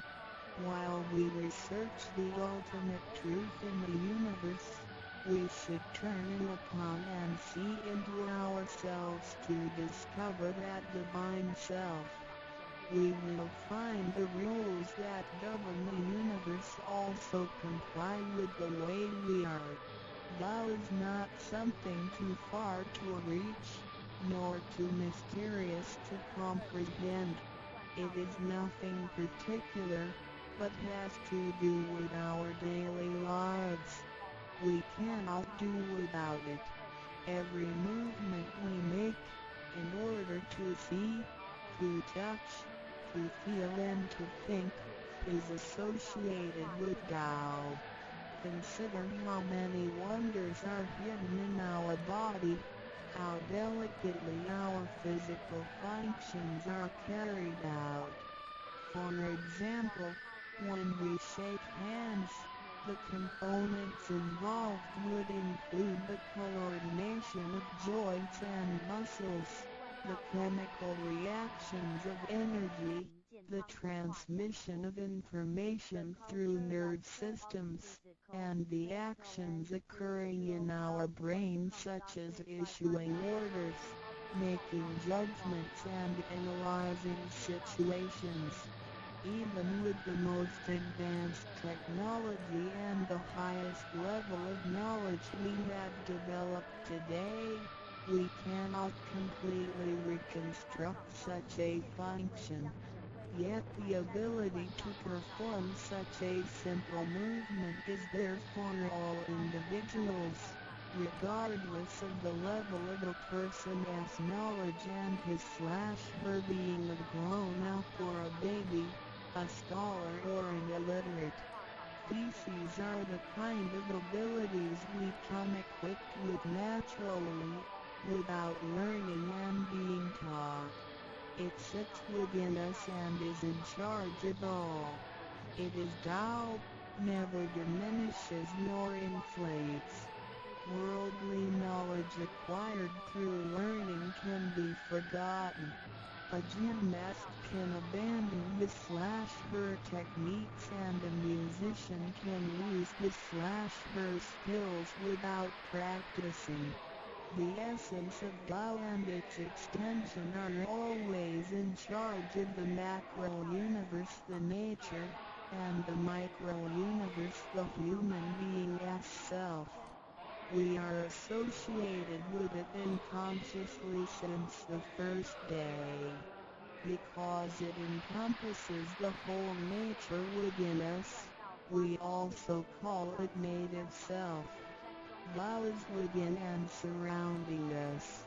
It needs not be worshipped nor debated over, because its existence is unconditional, regardless of race, color, nationality, religion or status. It is impartial and stays constant. In receiving Tao, we not only find the origin of the universe, but also the divine self. We get to know the highest power in the universe as well as the genuine nature in charge itself. We discover the ultimate truth of the cosmos as well as the integrity of ourselves. Recognizing that the laws which govern the universe also govern us makes us be able to return to our true nature. To probe further, the most essential concept in Tao is that we all possess it intrinsically. It is the wisdom and ability we were born with without learning or practicing. It is one's conscience, which is like the Spirit of God, the divine and immortal nature. It is invisible and intangible. For this reason, we call it genuine emptiness, which means that to be really empty, it goes beyond emptiness and can therefore have marvelous existence in it. Marvelous existence is the foundation for the sky, the earth, human beings, all the creatures, and all existences. With omnipotence, Thou is called Great Lord of all beings. This almighty being is not only in charge of the entire universe, but also in charge of oneself. So the proverb is, Thou is within self, which is the drive of all one's abilities. A physical body without Thou is useless. This is the treasure that we should all realize and fully explore. What it is indeed when we look around the world, we admire the miracles and wonders of nature. Countless things change and move simultaneously every second, and yet in order and in harmony. So do our bodies. Countless biochemical reactions and physical functions occur concurrently within our bodies. Without learning and thinking that comes subjectively, the thousands of activities that happen within us are the extension and action of Tao. And altogether, it is one single self. It functions naturally and automatically without the need for our intents to be involved. This is the effect of Tao within us. Tao is not only in control of the universe and nature, but also in charge of every human being in his/her own actions. In other words, it is the same source that governs us as well as everything else. Tao is invisible and intangible, but it has been working out its magic before day one. Thereafter, languages, cultures, religious scriptures, literature, and civilization were developed. They all originate from Tao functioning within us. People don't realize it is Tao that has been residing and working within us and had used soul to represent the confusing and yet irrefutable being. Because it is eternal and intangible, we also call it true self. This true self is the most abundant, brilliant, and imperishable being. Let us take a look at our tangible body and see if it can be the true self. We know the pictures taken throughout one's life show different faces and expressions. We recognize people by face, but our looks change and are not permanent. The handicapped, with impaired arms or legs, can also lead a complete life. One with a transplanted animal heart is still a human being.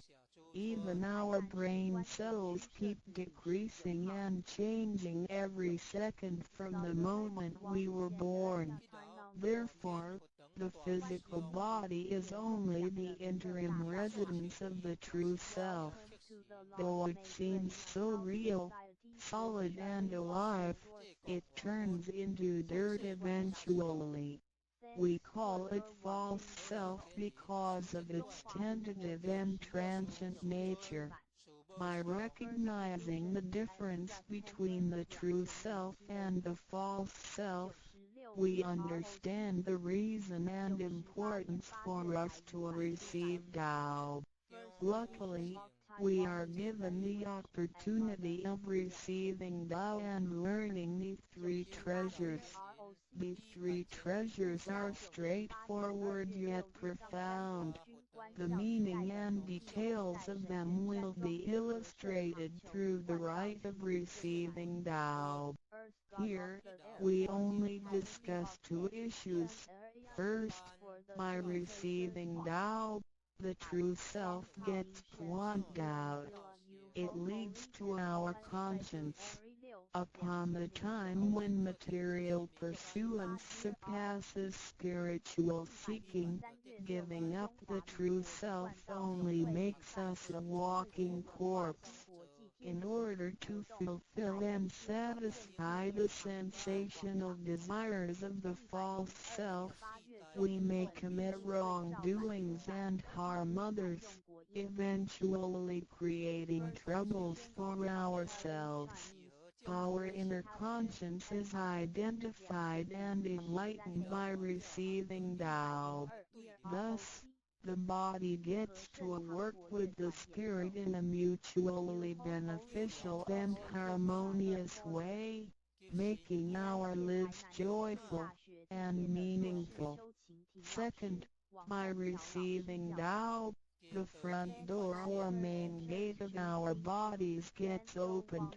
It leads us to conscience, mercy and wisdom. When we leave a house, we leave through the front door. If the front door is locked, we may have to leave through the back door, or even by breaking the window or jumping off the balcony. We may fall and get hurt by doing so. Our body is like a house, and our soul is the master who lives in the house. One day, when the body is aged and depleted and the soul has to leave, we can imagine its horror if it cannot leave through the correct exit. This is the pain and discomfort human beings experience at the coming of death and after death. As we know, for most people, when they are dying, their body shows stiffness and signs of helplessness and confusion. After we receive Tao, the door of life and death will be opened. Being able to receive Tao and the three treasures while having the door to heaven opened, we had the opportunity to recognize the true self and the Tao that dwells within us. We are going to treat people and the world with conscience and make our lives more meaningful. We can transcend life and death. Within 100 years, we will be able to return to where we came from. Therefore, the heavenly Tao is also the way to a return back to heaven. To probe further, the enlightenment of Tao is superior to studying thousands of sutras. This is the value of Tao. The enlightenment of Tao opens the main gate, the front door, which is the entrance to heaven. It gives us the guarantee to be exempted from rebirth cycles and to reach eternity. The superiority of this enlightenment lies in that it surpasses Buddhas and saints, it exceeds the scope of sutras and dharmas, and it transcends the universe. Tao is therefore source of all sutras, king of all dharmas, mother of all Buddhas, and creator of the universe. Transcendence of rebirth cycles leads to eternity. Being imperishable, Tao never deteriorates, and we had never lost it at all. Hence Tao is the direct way back to heaven. What do I get in RECI beginning DAO as mentioned earlier? By receiving Tao, we act upon our conscience, gain more wisdom, and find the door to heaven. In addition to these basics, we also benefit from the following for our lifetime. A. Being away from sufferings and closer to happiness. The troubles and worries we face in our daily lives mostly result from our disregard of the true self. Receiving Tao helps us to recognize the Tao that has been dwelling in us and to restore the beauty of the true self, so that our behavior and mind is free from being controlled by the earthly pleasures and being swayed by the losses and gains of the material world. Since our minds are cultivated spiritually, devils would not approach and get close to us. Thus, our fortune can be altered from bad to bright, and we can obtain real joy. Being away from disaster and calamities. Tao has been passed on through generations to one single master since the beginning of human history. The thread of its passage weaves through ancient civilizations, including China and India. However, in recent centuries, human beings have been trapped by materialism and a weaker sense of right and wrong. Wars prompted the development of powerful lethal weapons. In reviewing the thousands of years of human history, we realize, in just less than 100 years, there had been two major world wars, which caused numerous killings and tragedies. The abuse of science and technology has also destroyed the ecology, causing damage to the ozonosphere and the unbalance of the climate. The corruption of human beings' minds has called the natural disasters to come. The human have created calamity. God, with His mercy, makes Tao available to everybody in order to save good people. After we receive Tao, with the true meaning of Tao in mind, we will be conscientious. We can use the three treasures whenever something dangerous and uncontrollable happens to us. We will be able to get away from bad encounters. This is a confessed fact. See, transcending life and death. Life is a mixture of happiness and bitterness. Throughout the journey of life, we experience birth, growth, aging, illness, and death. Joys are momentary and wealth is here today and gone tomorrow.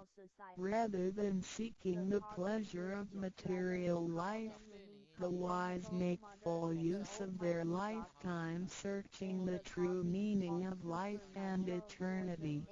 In old times, Tao could only be received after harsh self-cultivation. Among the hermits looking for the master in order to receive Tao, only very few could obtain it. Whereas in this century, Tao is allowed to be spread and transmitted through the authorized masters to the truth seekers.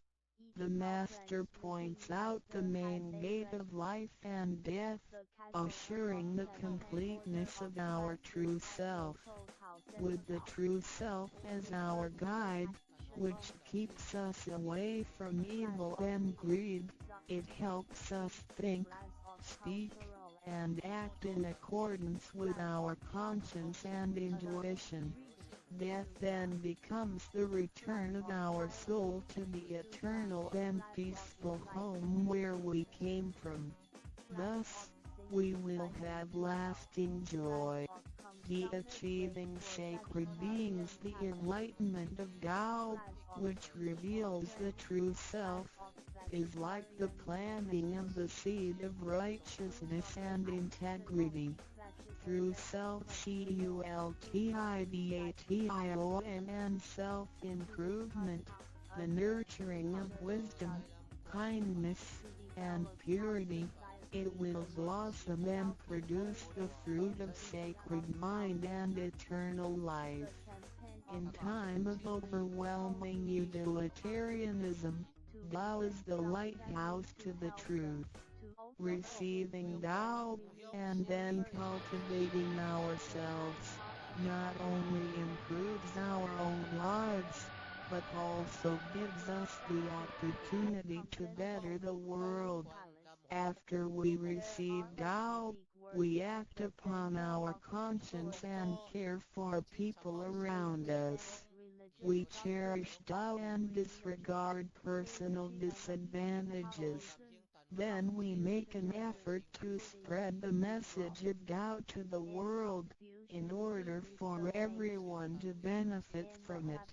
We are devoting ourselves to the work of God, and certainly will achieve spiritual perfection in both this world and the world after life. To probe further, the supremacy of Tao is based on the heavenly decree of God, by which Grand Masters can perform the passage of Tao. The enlightenment of Tao from Grand Masters directly opens the main gate of our bodies, which revives our divine nature. It reveals that heaven is not beyond oneself. Instead, one's true self merges into the entire universe. This is the supremacy of Tao. 1. With the heavenly decree, the enlightenment of Tao is extremely profound and marvelous. It cannot be completely expressed by any words of languages. It is not recorded on any scriptures or sutras. It cannot be described by preaching, nor can it be acquired by human intelligence, nor derived from knowledge and experience, nor achieved from gifted talents. Because the above-mentioned all have to be created and can be eliminated, which means that they cannot last forever themselves. They all bear partiality and cannot be applied universally. Hence, they cannot surpass life cycles, nor can they reach eternity. 2. The wonder of the effects and omnipotence of Tao is beyond words. It is the wisdom that does not come from learning. It is what we acquire from God and possess intrinsically. It is the same divine heart before the creation of the universe. It is conscience, the holy heart. It is the divine and immortal nature, the Spirit of God. 3. Tao is too marvelous to be described. It makes us know without learning and function without practicing. It is a prior wisdom, perception, potency, and ability. It is not constrained by words or languages. It functions without thinking, intents, or even actions. However, it can create the sky, the world, the human, all beings, and all existences. All these, after being created, still cannot carry on without Tao even for one moment. Tao is therefore called Great Lord of all beings. 4. Without Tao, the stars and planets in the sky wouldn't he had been in order. The sun and the moon couldn't he had illuminated or revolved properly. Then the yin-yang energies wouldn't he had circulated, and, as a result, this world wouldn't he had been suitable for all of us to live in. 5. Without Tao, the 5 primary elements of the earth, metal, wood, water, fire, and soil, wouldn't he had been balanced and complemented one another, which could have put the entire world in chaos. Mountains would have collapsed, lands would have cracked, and oceans would have dried up. Likewise, this world wouldn't he had been an environment for us to live in. 6. Without Tao, we, human beings, wouldn't he had been able to walk, to see, to hear, to speak, or to move. Our physical bodies would deteriorate quickly into a pile of soil in 100 days. 7. If one really comprehends the effects and omnipotence of Tao, and can practice accordingly and persistently, one can communicate with and be united with God. This is the absolute truth. It is a glory and marvel beyond description. Therefore, it not after death that one becomes a Buddha. It is when one is still alive that one achieves being a Buddha. And to be a Buddha is to revive and hold on to one's divine and original nature. This is what we benefit from attaining and practicing Tao. What do we need to receive Tao? We had discussed the many benefits we obtain after receiving Tao. Some would wonder why there is so much given to us. Of course, we should realize it comes from God's grace toward human beings. This allows Tao to be spread around the world, especially at the approaching of the worldwide calamity. People with merit and conscientious mind will have had the opportunity of learning about Tao and the way back to heaven. It always holds true that people who had the fortune of receiving Tao are derived from the tree of righteous ancestors. In addition, during the passage of Tao, it is required that we make promises to God that, after we receive Tao, we will keep in mind the true meaning of Tao and put it into action in our daily life. What we speak and what we do will all be based on our conscience. After we receive Tao, we offer help to those in need of it, and do our best to indicate doubt to more people so that they can all benefit from the grace of God. C. After we attain the three treasures, we promise not to tell them to any other person. The three treasures can only be transmitted through authorized masters in front of God.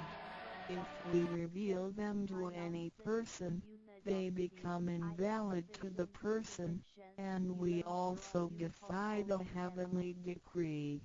All the promises required are reasonable and achievable. It goes with our nature. If we practice and keep the promises, we will be able to become a wiser and a better person. We will become merciful, and nurture the good seed of doubt planted in our mind. One last thing to mention is that one of the reasons we are able to receive Tao is due to the good deeds of our ancestors. Therefore, as we persistently practice Tao, our ancestors will also benefit from it, and so will our descendants. As long as you are prepared for the above mentioned, you are qualified to receive Tao, no matter what nationality, race, or religion you belong to. Notes: in order to be exempted from the rebirth cycles, to avoid the ordeal of hell, to alleviate the suffering and misfortunes in our lives, and to be able to return back to heaven after death and enjoy permanent happiness, we have to receive Tao.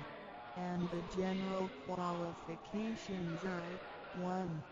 To be with a compassionate heart, and to be fortunate enough to be born in a time when Tao is available to the public. 2. To have sown the seeds of virtue by helping many people and offering lots of charitable services in the previous lives. This is the divine affinity with God. 3. To have ancestors with beneficences and welfare work as well. 4. To meet the introducer and guarantor who indicate the way to attain Tao to me. It is very likely that, in the previous lives, we did charitable services together, or we cultivated together in the same religion. So, in this life, when Tao is available, we can help each other out and practice Tao together again. So time is right for Tao due to our divine affinity. VI. What impact does receiving Tao have on me? As we mentioned before, and like the old days when hermits had to leave their families to receive Tao through meditation and self-cultivation, Tao, at the present time, can be received in a way that is applicable and conforming to our practical needs. We don't have to give up our lifestyle in order to attain Tao. By the grace of God, Tao is intended to be delivered to the public at all levels of occupations and around the world, rather than being limited to a privileged group of people. The impacts that receiving Tao can have on our daily life are summarized as the following. A. Receiving Tao creates no conflicts with any religions. Tao governs the universe, including all human beings. It existed before the formation of any religions. It is concordant with all religions, in the sense that religions preach the awareness of conscience and the pursuit of the truth. We don't need to give up our religion in order to receive Tao. On the contrary, by receiving Tao, we will have further understanding of the truth. The conscience becomes our ultimate guidance due to the variations of cultures, customs, backgrounds, legislation, and value systems. It is difficult to find a universal guideline for all of us to follow in our daily life. In receiving Tao, the main commandment is to act by our conscience, the true self, rather than by literature. We should be sensitive to the conscience, rather than be familiar with the laws. See, we will voluntarily keep the promise made while receiving Tao. Through receiving Tao, we are not offered conscience or true self, but merely the opening of the door to wisdom and mercy. Therefore, we restore the heavenly principles inherent in us, and strengthen the power originating from our conscience. There is no external force that makes us keep the promises and commitments that we made when we received Tao. The only force comes from the guilty feelings that result from our misbehaviors, which reduces the mistakes we make. The practicing Tao can accommodate our worldly affairs. The fulfillment of practicing Tao and conscientious awareness does not have to be accomplished in a temple or church. It is not required to abandon worldly belongings or relationships in order to attain the ultimate truth. Each individual can still have his/her family, career, and schooling at the same time. As long as we keep in mind the basic guideline, we should have our practicing Tao and getting closer to our divine self. We will make a better world by improving ourselves first after we receive Tao, by realizing the true self and what we are. The feeling of joy comes to us. The improvements on the quality of our spiritual life will affect people surrounding us. By interacting and working together in Tao, we will make the world better with lower crime rate and less pollution. The wish of Maitreya will finally come true to turn the world into God's kingdom and make people all live in harmony. What can attest the validity of Tao Tao, due to its completeness and generality, regulates the totality of all beings. Many people, after receiving Tao, with their wisdom, faith, and devotion, realize that Tao is the fundamental principle that governs all things. They comprehend the truth of the universe not only through literature, but also through daily living and nature. Their faith in Tao becomes strengthened and they move forward in their spiritual life. However, for people who haven't or just received Tao, Tao can be confirmed through revelations. Anyone who has received Tao with the front door open shall die peacefully. One proof of this is that for those who have received Tao and died, their bodies remain soft and their faces vivid. Since the soul leaves the body through the correct exit, the corpse can actually remain uncorroded for a few days. With the most advanced modern science and technology, it is still difficult to explain this phenomenon. However, it is a fact that cannot be denied. This has happened before in some religions, but very rarely.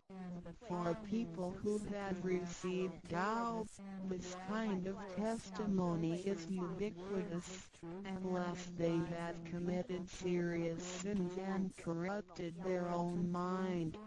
This can prove the soul has reached an ultimate harmony, being the superintendent of the things on earth. Human beings are nonetheless weak. Since birth, we are subject to unpredictable accidents and natural disasters. There have been many people who encountered danger, used the three treasures with faith, and got away from the danger or reduced the damage to the minimum. Testimonies of this kind are numerous.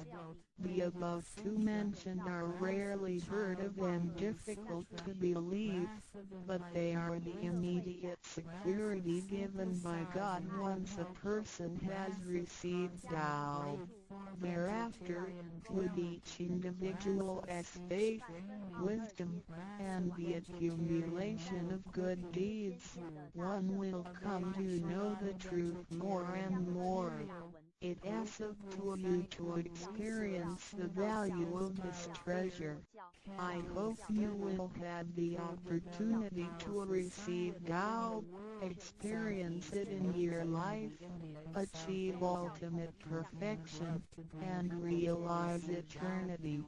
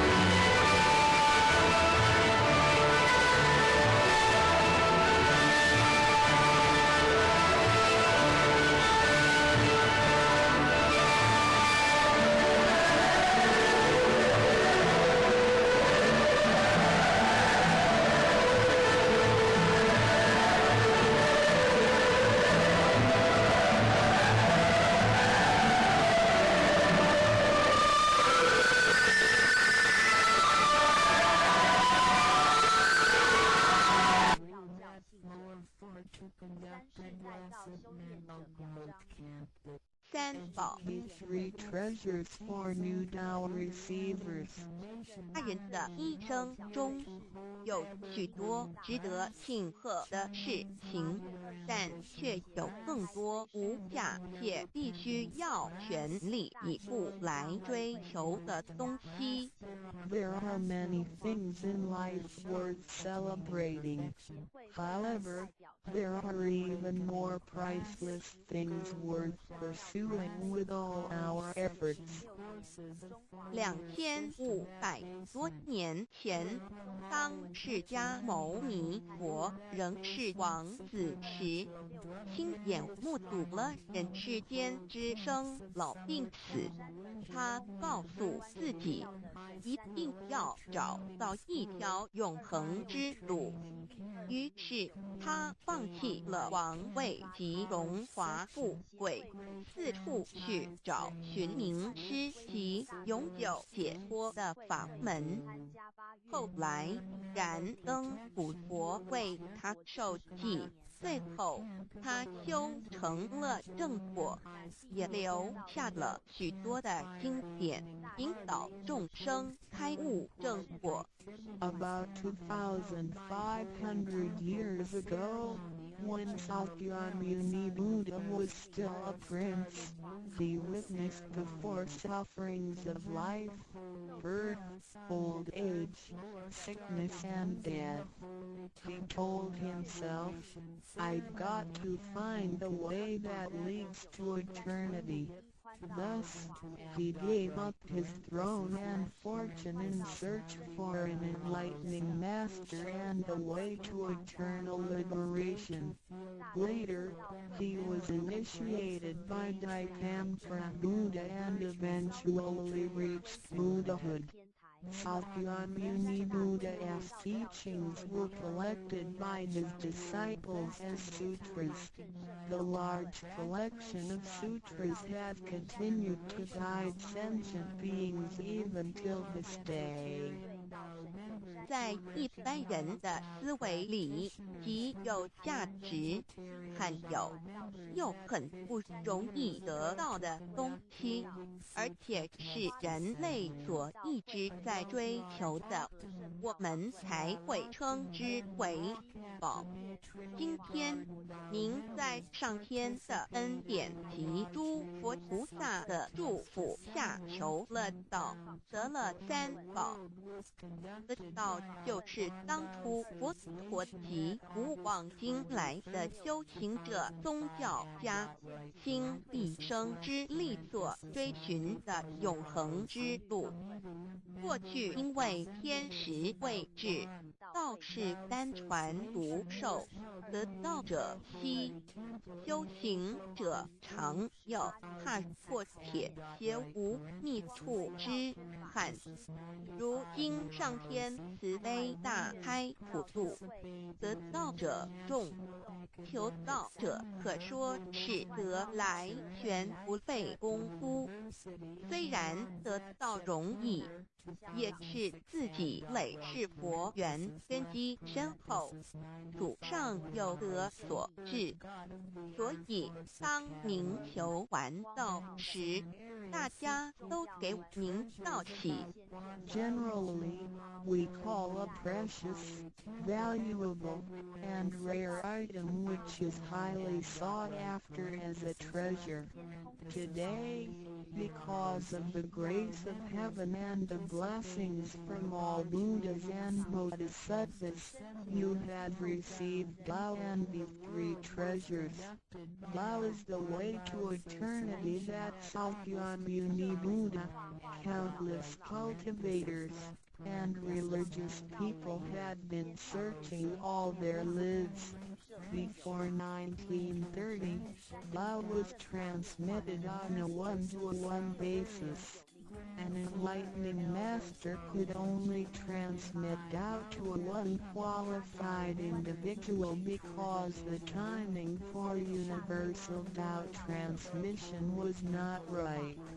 The number of people receiving Tao were scarce due to the lack of opportunity to meet with an enlightening master and receive Tao. What a pity! Because of the grace of heaven, now is the time for universal Tao transmission, and therefore, many people had the opportunity to receive Tao.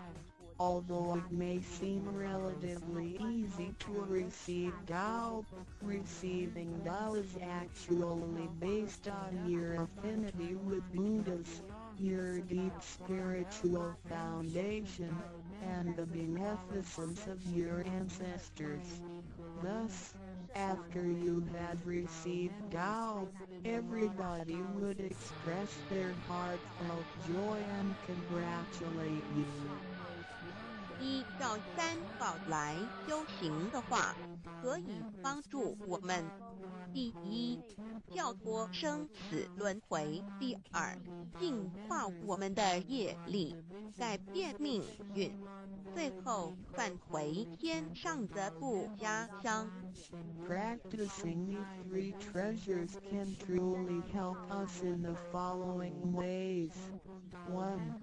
Transcending the cycle of life and death. 2. Cleansing our karma, changing our destiny, and eventually returning to our heavenly home. 一般的人由于业力的牵引，不得不再度来到这个世界上，每来一次就会造些业。漫漫的人生路上，总是有着诸多的不如意、抱怨、忧愁、烦恼、病痛等。面对命运的枷锁与生死的轮回，却不知所措，更无法跳脱出来，实属无奈。Because most people as destiny are led by their karma, they have to go through the cycle of life and death repeatedly without choice. Each cycle of life and death would accumulate some karma, good and bad. Therefore, their long journey of life would be filled with different kinds of complaints, worries, annoyances, sickness, and sufferings. Life's journey is never what we expected. Most people are imprisoned by fate and trapped in the cycle of life and death. They feel helpless because they failed to find a way to become liberated. 我们人的身体只是灵性暂时居住的房子，当生命旅程结束时，灵性会脱离身体，进入另外一个世界。而求道时得到的三宝就是回天的凭证，这也是人生中最重要的一件事。以下是像是需要您放在心上的意，不要忘记三宝，也不可以泄露三宝。二不反倒败得三多了愿，多行功立德，如此我们才可以回天上的故家乡。Our physical body is a temporary home for our soul. When the journey of our life comes to an end, our soul will leave the body and enter another world. The three treasures you have received are the token for returning to the heavenly home. They are the most important things in our lives. The following are the three main points that you need to keep in mind. 1. Do not forget and disclose the three treasures. 2. Do not do anything illegal, immoral, or harmful to yourself and others. 3. Do as much as you can to fulfill your vows and accumulate merits and virtues. By following these 3 points, you will be able to return to the heavenly home. 现在，让我们来简单地介绍一下三宝。Now, let us briefly introduce the 3 treasures. 第一宝，玄关窍，灵性进出的门户。The first treasure, heavenly portal, the main gate to our true nature/true self. 在庄严神圣的求告仪式中，电传师在我们的玄关窍这么一点，点燃了自性之光明。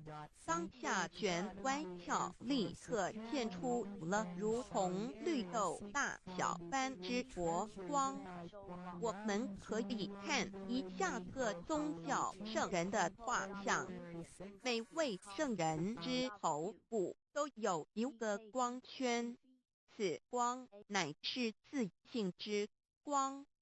借着后续的修行及行功立德，此佛光会逐渐扩大，最后就像各教圣人的光圈一样地光亮圆满，展现出来的智慧及德行，随着因缘愿力而四处利益众生。During the solemn and holy Tao receiving ceremony, Tao transmitting Master pointed at our heavenly portal to illuminate the light of our true nature. A small halo will radiate from the heavenly portal immediately afterwards. If we look at the portraits of the saints from different religions, we will see that they all have one thing in common, which is the halo behind each saint's head. The halo is the light emitted from the true nature. The halo will expand in accordance with our cultivation and accumulation of merits and virtues. Eventually, our halos can be as round and bright as the halos of the saints. Then, the wisdom and virtue we exhibit will accompany our vows and affinities to benefit all mankind. 玄关是一个正门，也是修心的下手处。行住坐卧之中，常收束身心，从玄关发出之念头，都是正念、慈悲心、喜舍心、智慧心。心提心念在玄关，再用玄关去听、去看、去应对一切事物，便能与佛菩萨以心应心。Heavenly portal is the main gate of our body. It is also the starting point for us to cultivate our heart. Every day we need to manage our mind and body properly. Each and every thought from the main gate is righteous because it is full of mercy, compassion, joy, giving, and wisdom. Focus our mind slightly on the heavenly portal and use this focused attention to listen, look, and deal with everyday matters. Then, we can unify our heart with the heart of Buddha and Bodhisattvas. 我们求道，是了解我们有个真主人，真主人也是住在我们的家里面。每间房子都会有主人的房间，主人有主人该睡的地方，客人有客人该睡的地方，这不能错乱的。Receiving Tao is to help us recognize the true master. Our body is like a house. Now, we know that this true master lives in our house. Every house has a master bedroom. The master bedroom is the room where the master sleeps in. Guests have to sleep in the guest rooms because only the master should sleep in the master bedroom. This arrangement should not be altered in any way. 各教经典也有关于玄关窍之论述。子曰：谁能出不由户和莫由私道也？每个人要走出房子，都要经由门户。个肉体犹如火宅，修行者欲跳脱此火宅之束缚，何不走这一条光明大道呢？ The classics, sutras, and scriptures of different religions all contain descriptions of the heavenly portal. Confucius said, who can go out without using the door, so why doesn't anybody follow the way? Now everyone gets out of the house through the door. The physical body is like a burning house. A cultivator needs to take the correct and right path in order to break free from the confinement of the burning house. 圣经里也提到， Testimonies of the heavenly portal can also be found in the Holy Bible. 眼睛就是身上的灯， The light of the body is the eye. 你的眼睛若了亮，全身就光明；你的眼睛若昏花，全身就黑暗。你里头的光若黑暗了，那黑暗是何等大呢？ The lamp of the body is the eye. If therefore thine eye be single, thy whole body shall be full of light. 马太福音 Matthew 6:22 But if thine eye be evil, thy whole body shall be full of darkness. If therefore the light that is in thee be darkness, how great is the darkness? 马太福音 Matthew 6:23 The lamp of thy body is thine eye. When thine eye is single, thy whole body also is full of light. But when it is evil, thy body also is full of darkness. 路加福音 Luke 11:34你只有一只眼进入永生，强如有两只眼被丢在地狱的火里边。 It is good for thee, you to enter into life with one eye, rather than having two eyes to be cast into the hell of fire. 马太福音 Matthew 18:9试问，是用左眼还是右眼上天堂进入永生呢？肉眼早晚会毁坏的，如何使人上天堂呢？ After reading the above verses, some questions may arise. For example, should we enter heaven and attain eternal life through the left eye or right eye, since the eyes of this physical body will deteriorate one day? How can they help us return to heaven? 玄关跳椅被点开后，好好地修持，久而久之，身体内外真的会光明，连毛细孔都会发出光来。尤其是真修持练得到清浅，只是我们的肉眼看不到而已。Once the heavenly portal is open, if we cultivate vows sincerely for some period of time, then both our internal and external body parts, including our pores, will be luminous. This is true for our members who have cultivated sincerely and truthfully. However, the light or veil emitted from the body cannot be seen with the naked eye. 佛经也提及，无有正法眼藏，涅盘妙心不立文字，教外别传铁是问。佛陀所言之正法是藏在左眼或右眼呢，或是第三之真理眼求获到的人就很清楚答案了。 In the Buddhist Sutra, Shakyamuni Buddha also said, There is the true Dharma in my eye, there is no form, there is no word for it.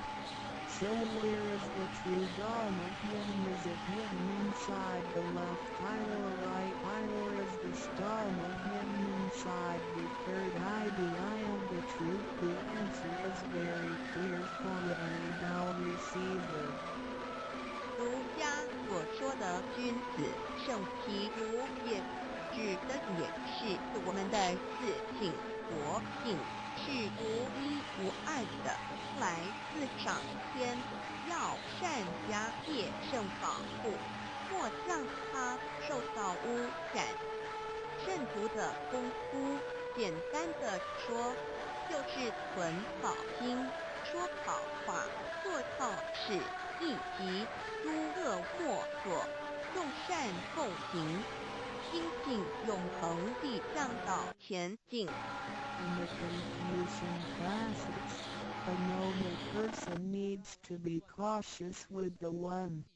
The One is referring to our true nature or true self, which is unique and came from heaven. We need to be cautious by protecting it from pollution. In other words, we need to keep a good heart, say good words, and do good things. We need to do all good deeds continuously with all our efforts.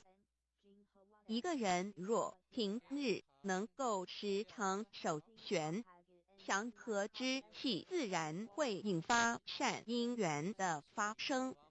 佛像尚未开光，佛没有被请入，拜他是没用的，那一尊佛不会接受。你本身就是一尊佛，要开光，要求道，求道就是开光，告知你真主人在哪里。If a person can keep his mind focused on the heavenly portal constantly, then the peaceful energy emitted from him may attract or accumulate good affinities. A Buddha statue needs to be initiated so the spirit of the Buddha will be invited into the statue. Otherwise, it doesn't matter how often you worship the Buddha, he will not accept your worship. You, yourself, is a Buddha. Therefore, you need to be initiated by opening up the heavenly portal. How can the heavenly portal be opened? It can only be opened through the Tao receiving ceremony.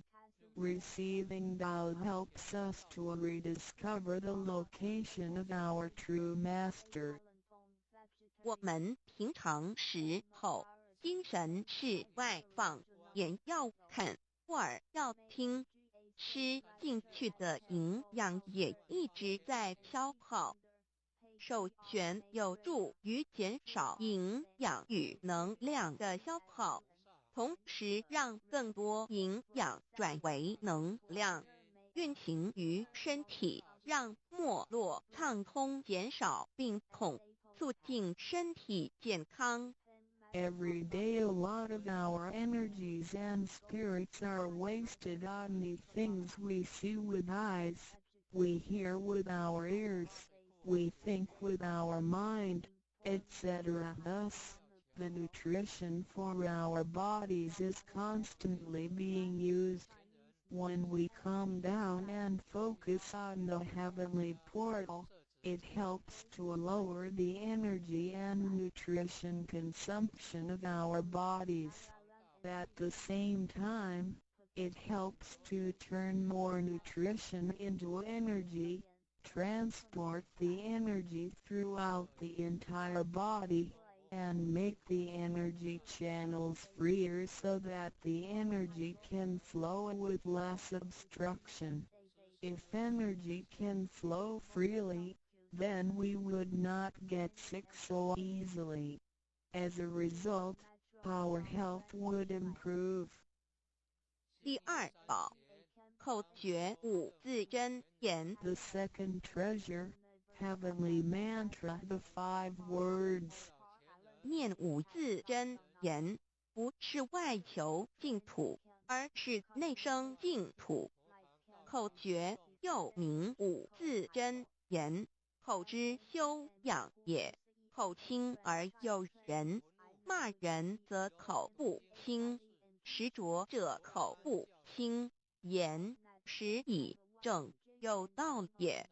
Reciting the heavenly mantra silently will lead us to the inner Pure Land within ourselves instead of the Pure Land on the outside. The heavenly mantra is also called the 5 words. It is used for the cultivation of the mouth. Benevolence is expressed through a pure mouth. If one curses and consumes impure food, then his mouth is considered to be foul.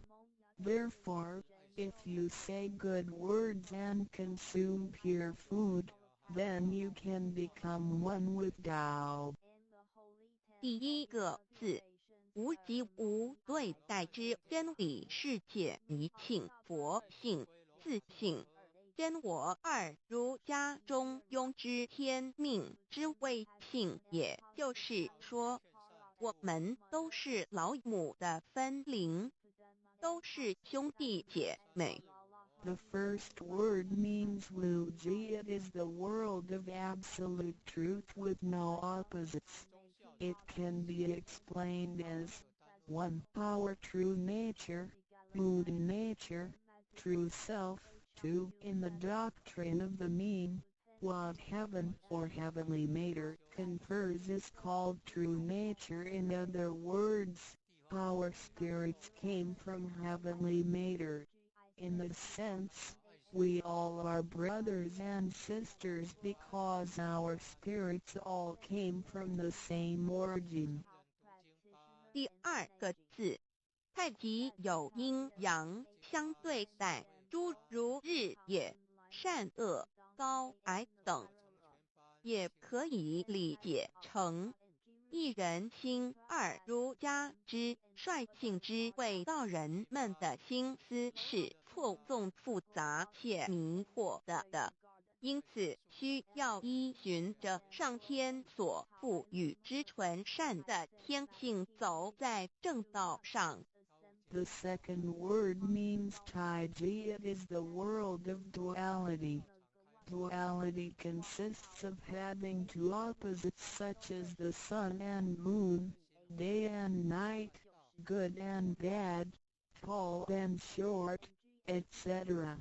It can be explained as 1. Our mind. 3. In the doctrine of the mean, in accordance with true nature is called the way Tao. The human mind is complex and often filled with confusions.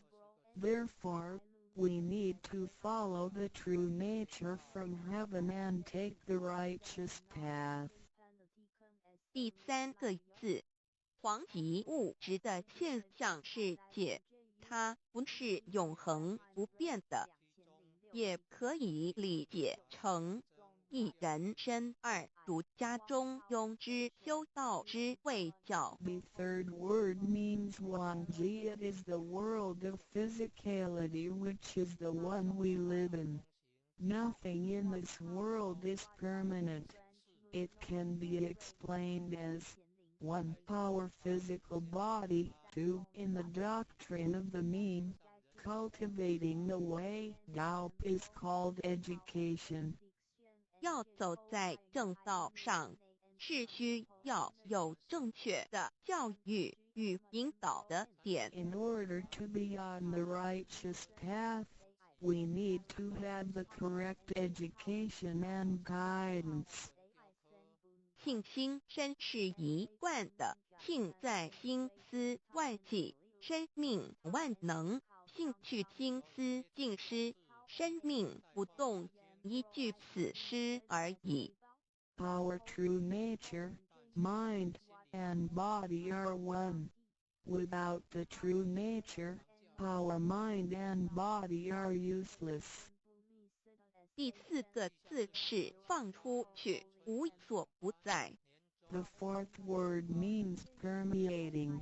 The greatness of our true nature can permeate the universe. 第五个字是收回来，回到玄关窍里。 The fifth word means contracting. Our true nature can contract and return to the heavenly portal. 我们的自信是无所不在的，而且自信是没有分别、没有对待的，才称为无极。无到极点就是没有分别对待。Our true nature is everywhere. It is absolute. It doesn't discriminate or judge. Thus, it is also known as Wuji, which means genuine emptiness.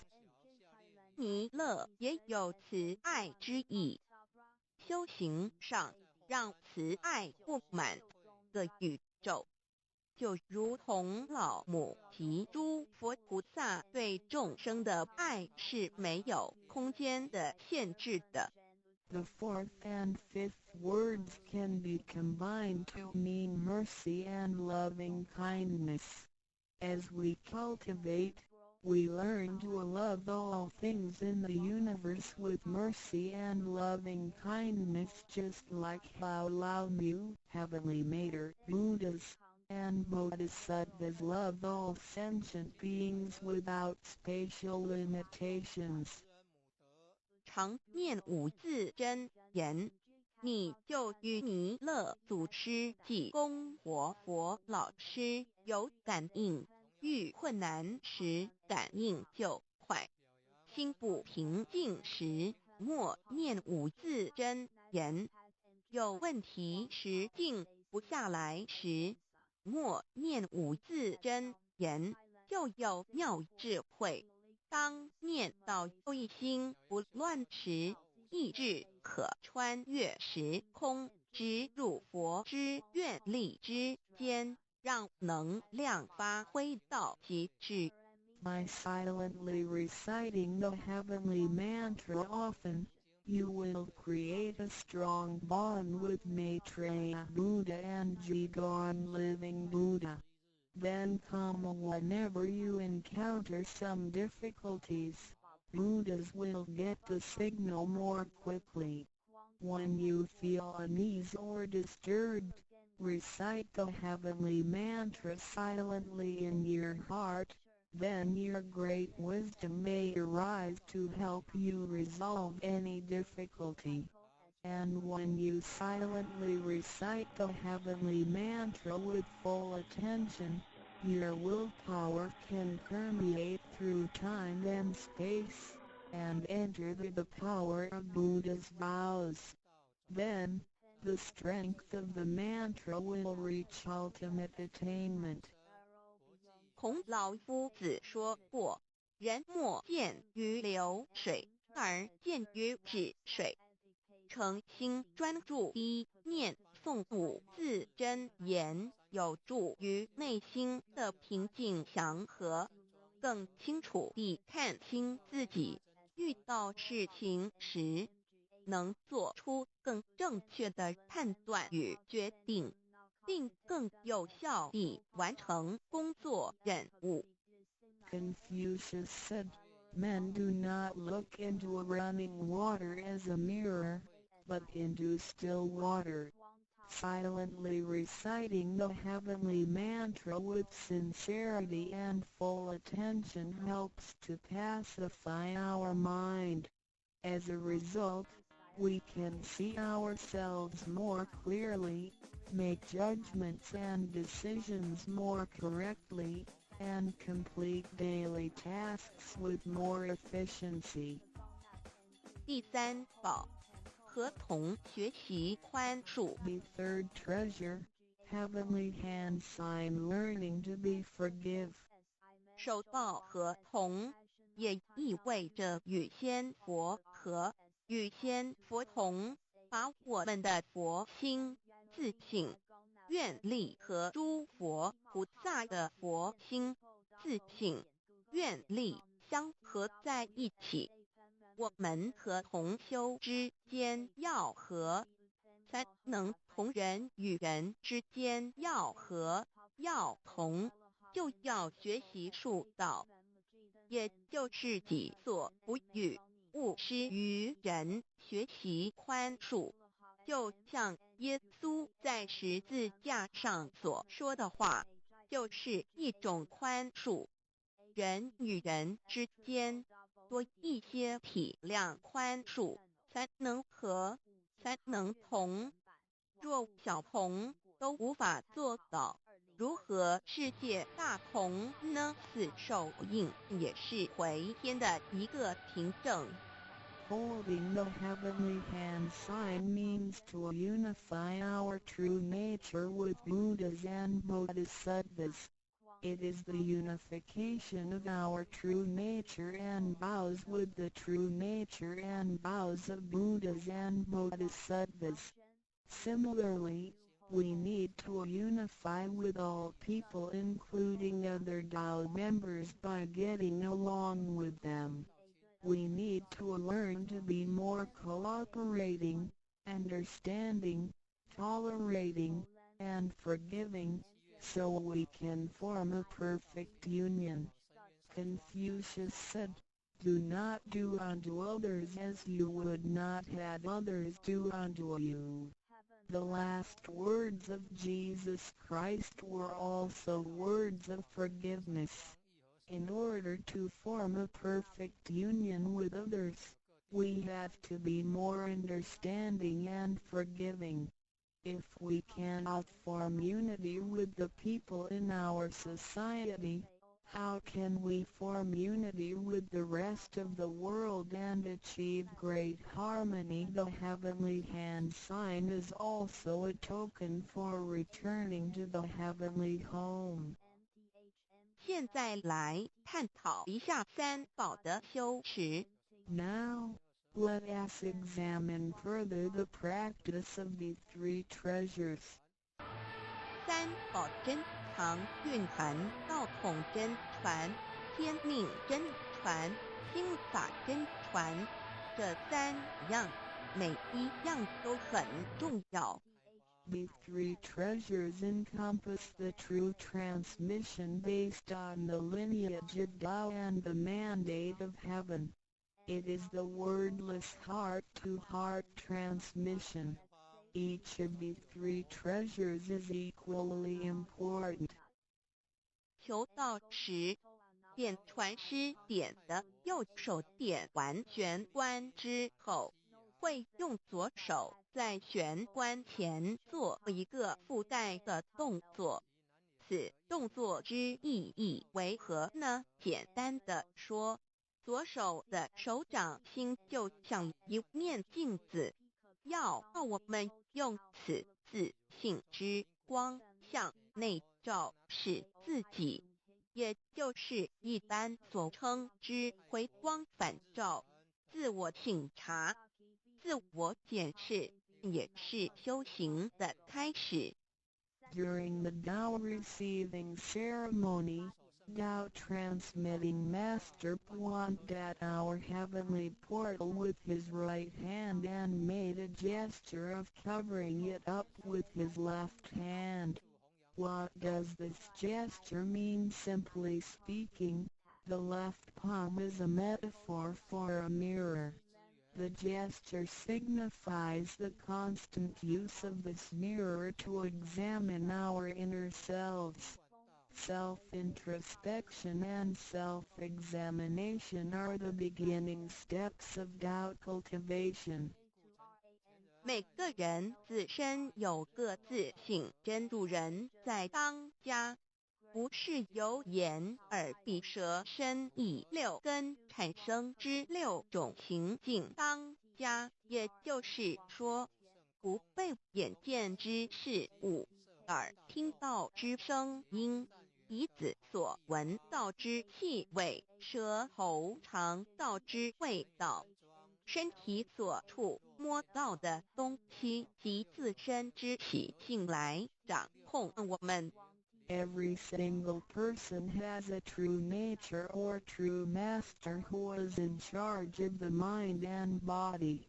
We should not let the six perceptions produced by the six roots of sensation, eyes, ears, nose, tongue, body, and mind be the master. In other words, we should not let what we see with our eyes, what we hear with our ears, what we smell with our nose, what we taste with our tongue, what we feel with our body, and what we think with our mind, be in control. 现代人生活过于忙碌，需要留点时间收心。济公活佛老师慈悲说过，平时常守玄，祥和之气自然会引发善因缘的发生。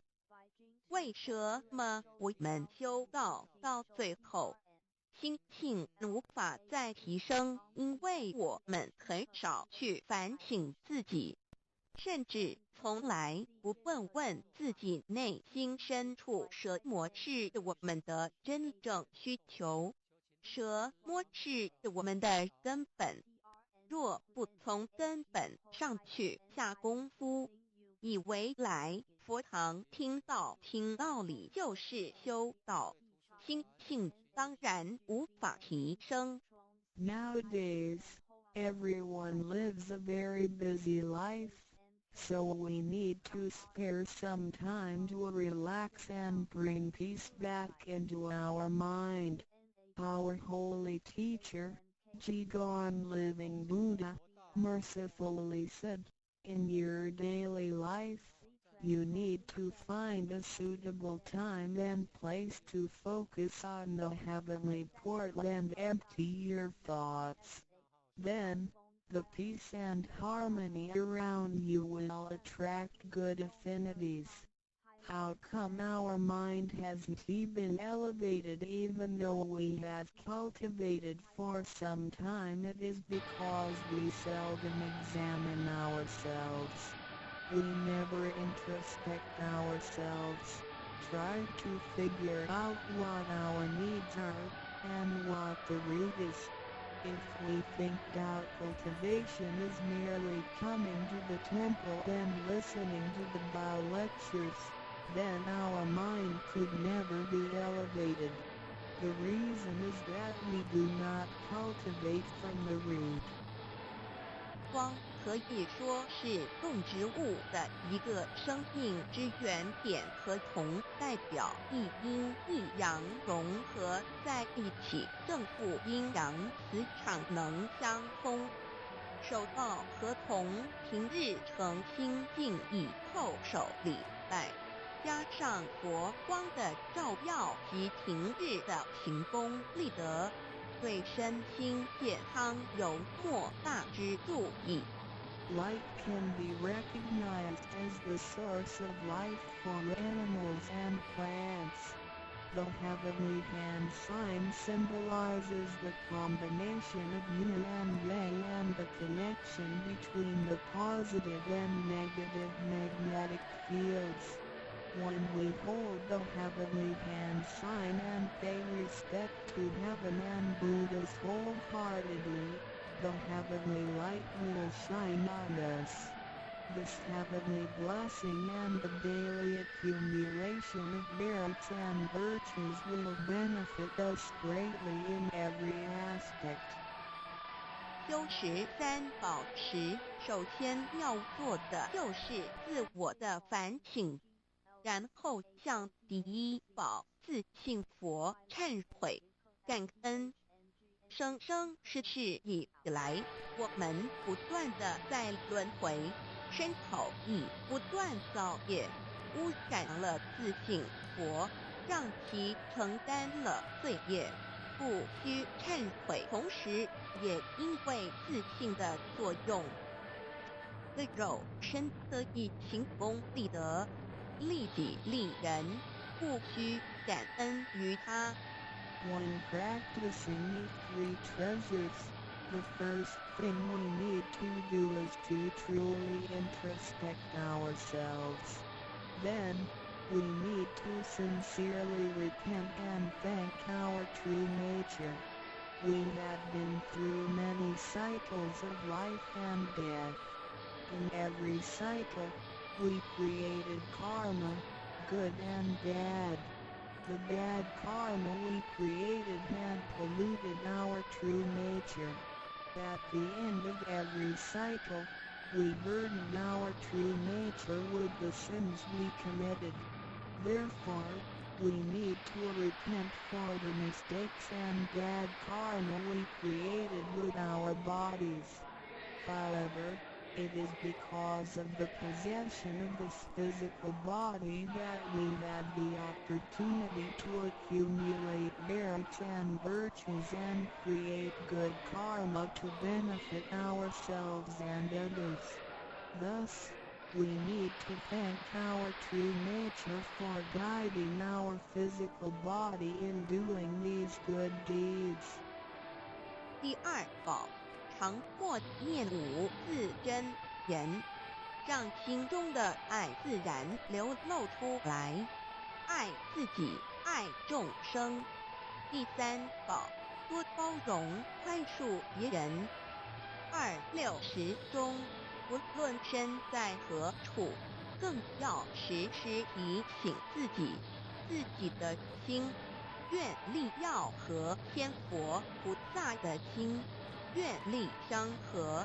If you silently recite the second treasure, the heavenly mantra, often, then you will naturally love yourself and all sentient beings. If you use the third treasure often, then you will be reminded to be more tolerant and forgiving. Always remind yourself that you need to unify your heart and vows with the heart and vows of Buddhas and Bodhisattvas. 道场处处都是行功了愿的机会，要多行财施、法施、无畏施，度化更多众生返回故家乡。如此，必得上天加批多转，不好的业力会逐渐消减，从此改变了命运。当然，当我们在布施或为上天办事时，目的并不在于希望能交换到上天的祝福，让自己得到什么好处。事实上，是因为我们的诚心敬意和无条件的付出感动了上天，继之而来的就是加诸在我们身上的恩典与波转，这是任何人都无法阻挡的。There are many opportunities within the Tao society for one to accumulate merits and virtues. We need to seize every opportunity to help more people to return to the heavenly home by making some material contributions, truth sharing, and voluntary contributions.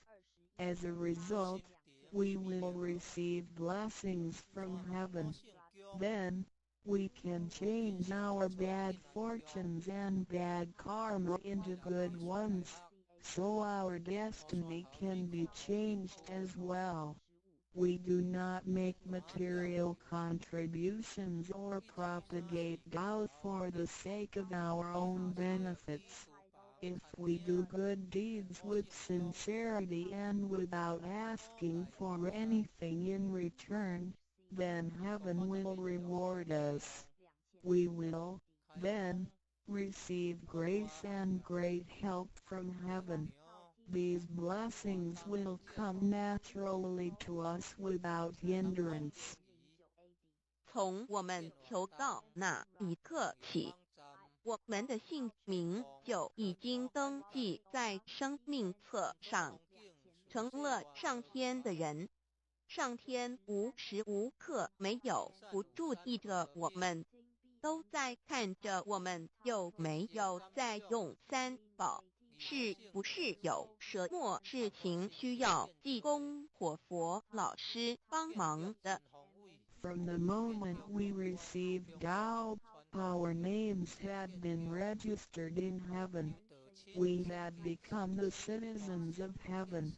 Therefore, heaven will continue to watch over us to see if we practice the three treasures or need help from Holy Teacher, Jigon Living Buddha.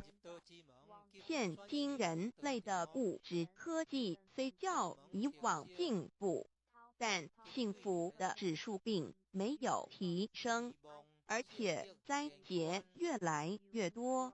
部分的原因在于人的负向思考与行为、自私与贪婪，造成价值观的扭曲与变相。有太多的人对未来都有着不乐观、不安定的感觉。面对着下一代的子孙，我们能留给他们什么呢？想要圣凡如意，就先问自己有没有众圣轻凡。圣事就是上天所在办理的普度众生之事，凡事就是和我们个人相关之人间事。有句俗话说，你看重上天的事，上天也必定重视你的事点。 Technology and living conditions have improved tremendously in the 21st century, but the index of happiness hasn't risen at all. In addition, there is an increase of natural and man-made disasters. This is partly caused by humans' negative thinking and behaviors, greed, and selfishness. These thinking and behaviors twisted the values of our society. Therefore, there are a lot of people who are pessimistic and uncertain about the future. So what can we give to the next generation if we want our worldly and holy affairs, the work of heaven, to be smooth and successful? Then we need ask ourselves if we have prioritized our holy affairs over worldly affairs. Holy affairs are defined as activities of truth-sharing and doubt propagation, and worldly affairs are defined as our day-to-day activities and matters. There is a saying, if you prioritize the work of heaven, heaven will prioritize your affairs as well. 愿大家能在三宝修持上多下功夫，守住自己的愿力，并实际付诸行动，本着真心佛性，借着肉身来做佛事，共为三曹普度而尽心尽力。众生相会因你而得救，你也因众生而成就。如此，世界大同不再是个虚幻的名词，真正的和平必会来到的。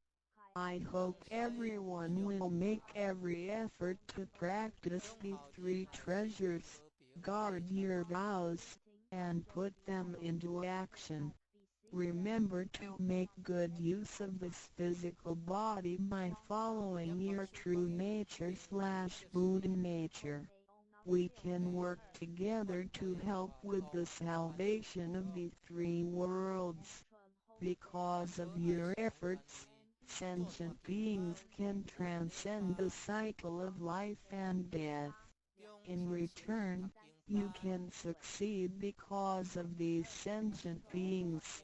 Then, great harmony is not just an illusion.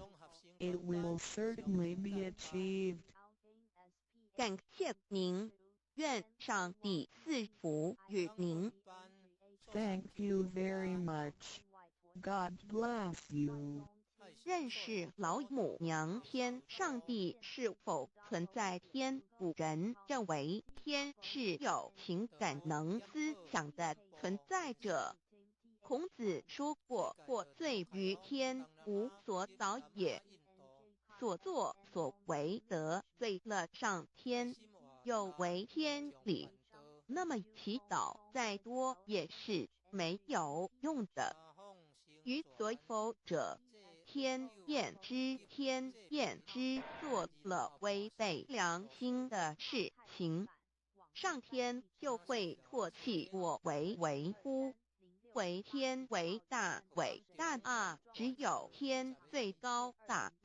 孔子、孟子思想中，天似乎也是能安排一切的主宰。孟子也说过，天将降大任于斯人也，必先苦其心志，劳其筋骨，饿其体肤，空乏其身，情服乱其所为。所以动心忍性，增益其所不能。道大道无形，生育天地；大道无形，运行日月；大道无名，张养万物。吾不知其名，想名曰道。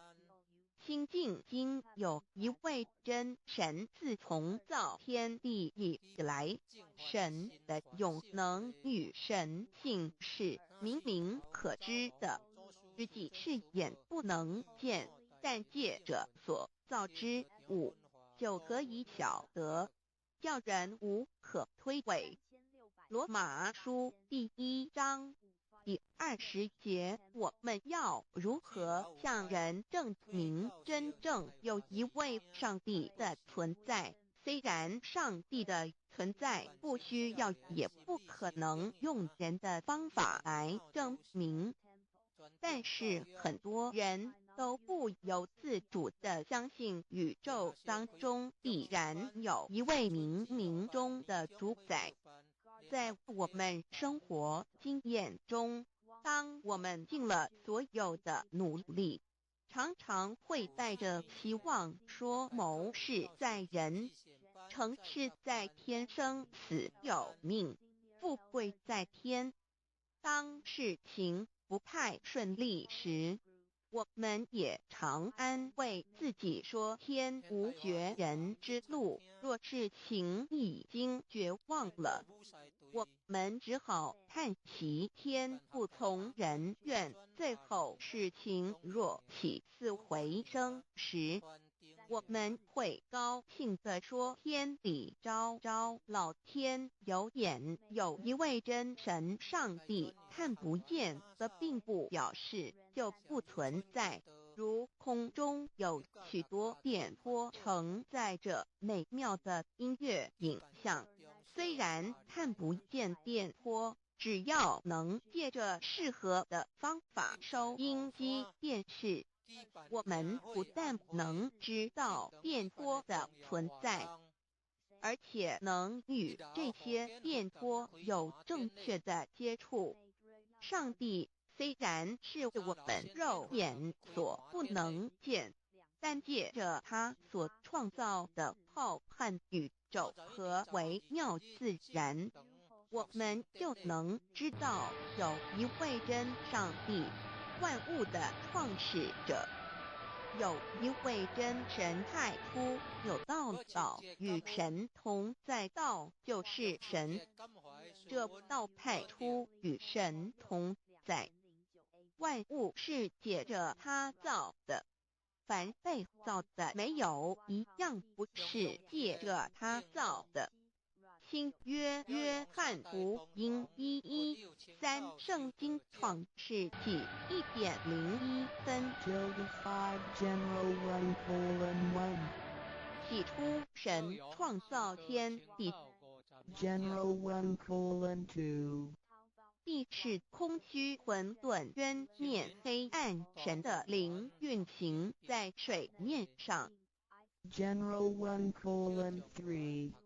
神说要有光，就有了光。神看光是好的，就把光暗分开了。神称光为昼，称暗为夜，有晚上有早晨，这是头一日。老母娘上帝阿拉万物之真宰明明上帝无量心虚至尊至圣三界十方万灵真宰老母娘明明上帝老母娘生天生地生万物，为天地万物生灵之真主宰，又称无生老母，又称明明上帝。上帝当知道，我们所敬奉的真神，就是四书五经所说的上帝。这真神两个字和上帝两个字，音虽不同，意思却是一样。就如大雅所说的音之谓丧失，克配上帝。朱子说，上帝就是天的主宰。小雅上说，按形体而论，就叫做是天；按主宰而论，就叫做是地。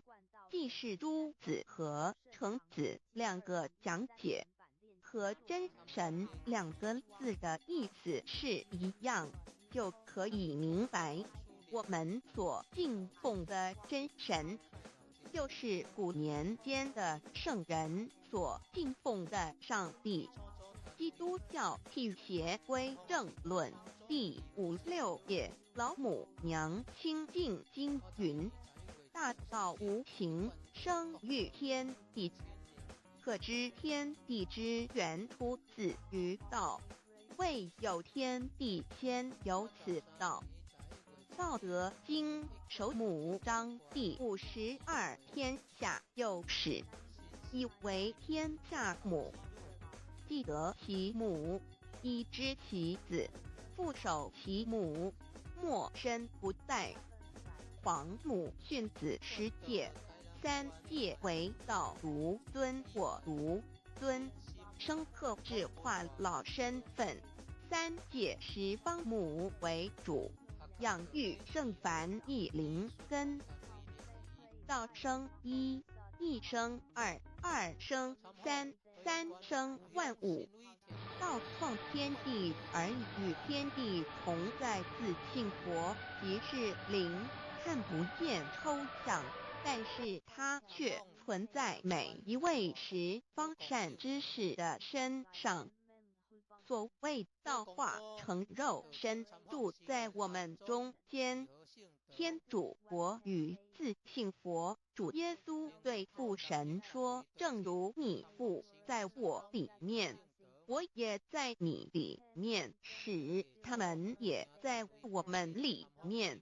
约翰17:21，道德经混成章第25，有物混成，先天地生，即寂寥兮，独立而不改，周行而不殆，可以为天地母。吾不知其名，自之曰道，强为之名曰大。大曰始，始曰远，远曰反。故道大，天大，地大，人亦大。狱中有四大，而人居其一焉。人法地，地法天，天法道，道法自然。大万军之耶和华说，从日出之地到日落之处，我的名在外邦中必尊为大。在各处人必奉我的名烧香马拉基书1:1，老子曰：道大，天大，地大，人亦大。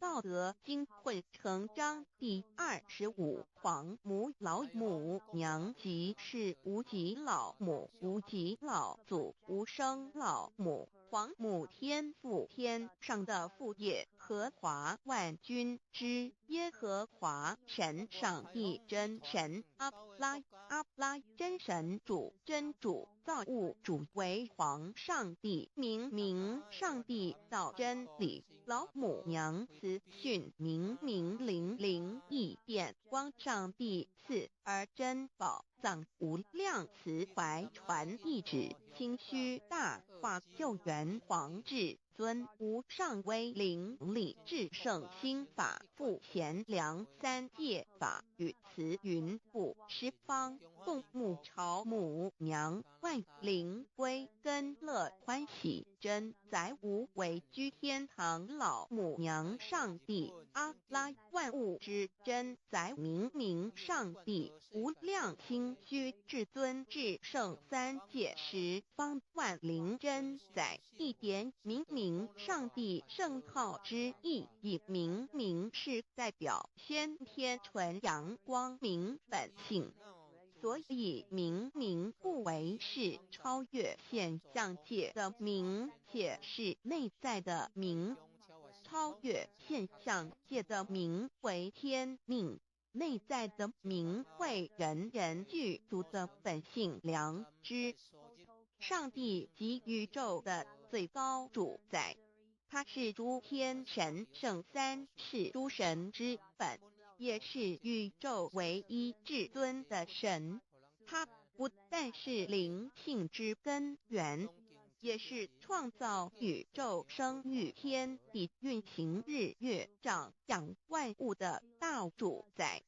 在人而言，亦如无人本具之本性良知，如一尧之大仁，虞舜之大巧，夏禹之大功，文王之大德，周公之大才，老子之感应，孔子之忠恕，释迦之能静，耶稣之博爱，穆圣之清真，观音之大慈，世子之喜舍，文殊之大智，普贤之大行，弥陀之平直，观圣之刚正，纯阳之虚明，五目之精中等十方众圣，三世诸佛，一切奥义妙理，无量智慧功德，神通妙用，全是由上帝的性体中流露出来的。上帝的性体尽虚空遍法界，我们所看到的一切，所看不到的一切，全是上帝所变现的，所以我们时时刻刻都是与上帝同在的。上帝的灵光大而无极，范围天地，小而无内，细入无间。凡是日月星辰，江海井泉，白云彩虹，雨露霜雪，一花一木，一草一蛋，宇宙森罗万象，全在上帝的性海中。无量清虚形容明明上帝是无量智慧之根本，无量妙行之本处，无量功德之源头，是真空妙有，虚灵不灭的。至尊至圣世尊崇其位为至尊至贵，至高无上的，敬奉其德是圆融完美无缺的。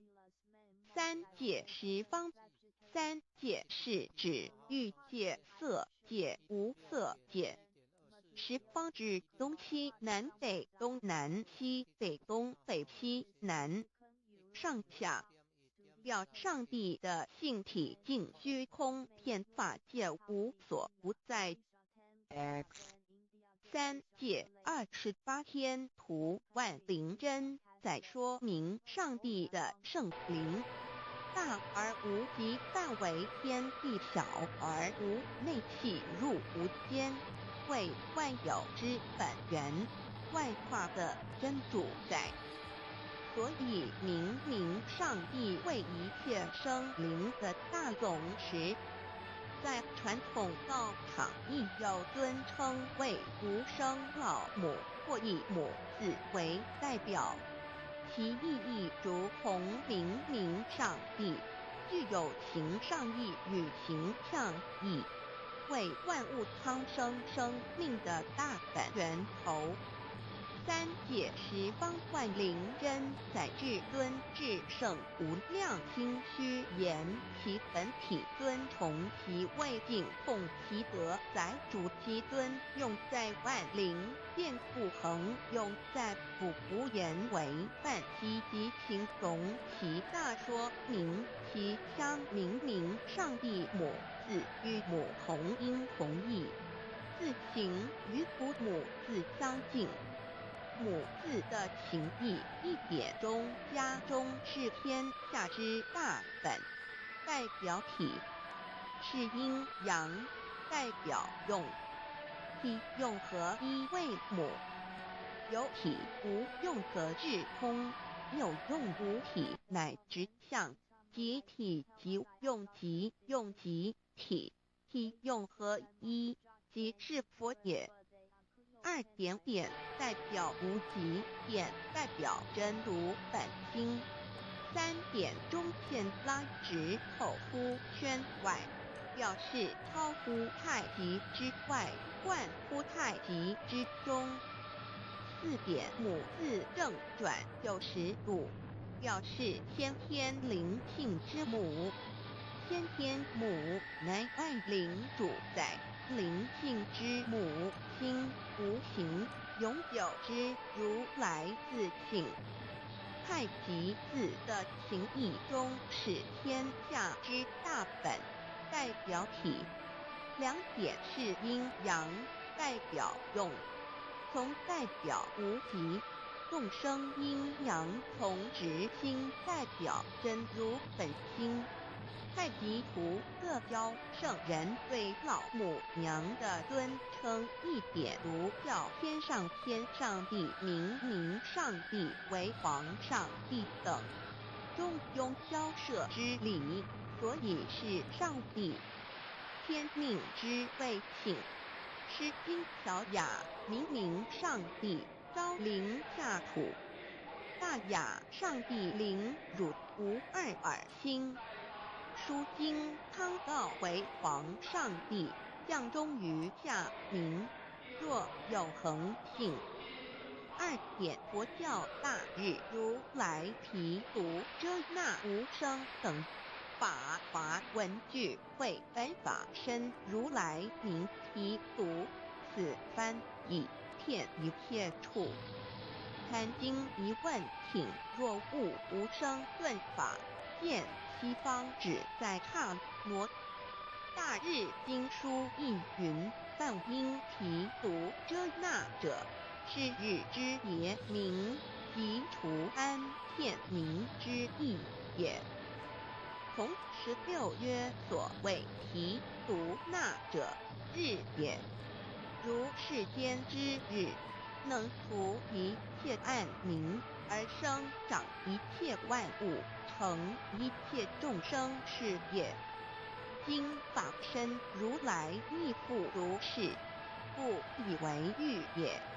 三点道教无道无极天尊等，道德经有物混成，先天地生，即寂寥兮，独立而不逮，周行而不殆，何以为天下母？吾不知其名，自之曰道。天下万物生于有，有生于无。四点也叫真神耶和华天主天父上帝等。圣经创世纪，上帝照自己的形象创造了人。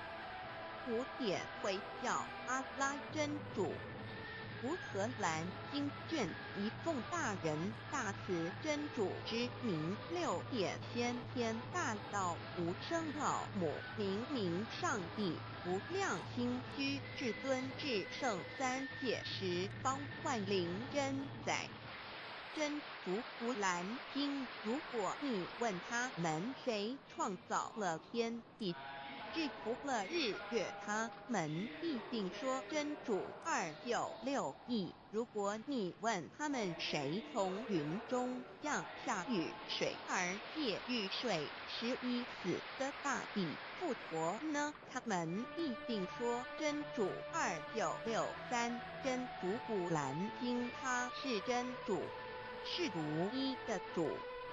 112亿真主是万物所仰赖的。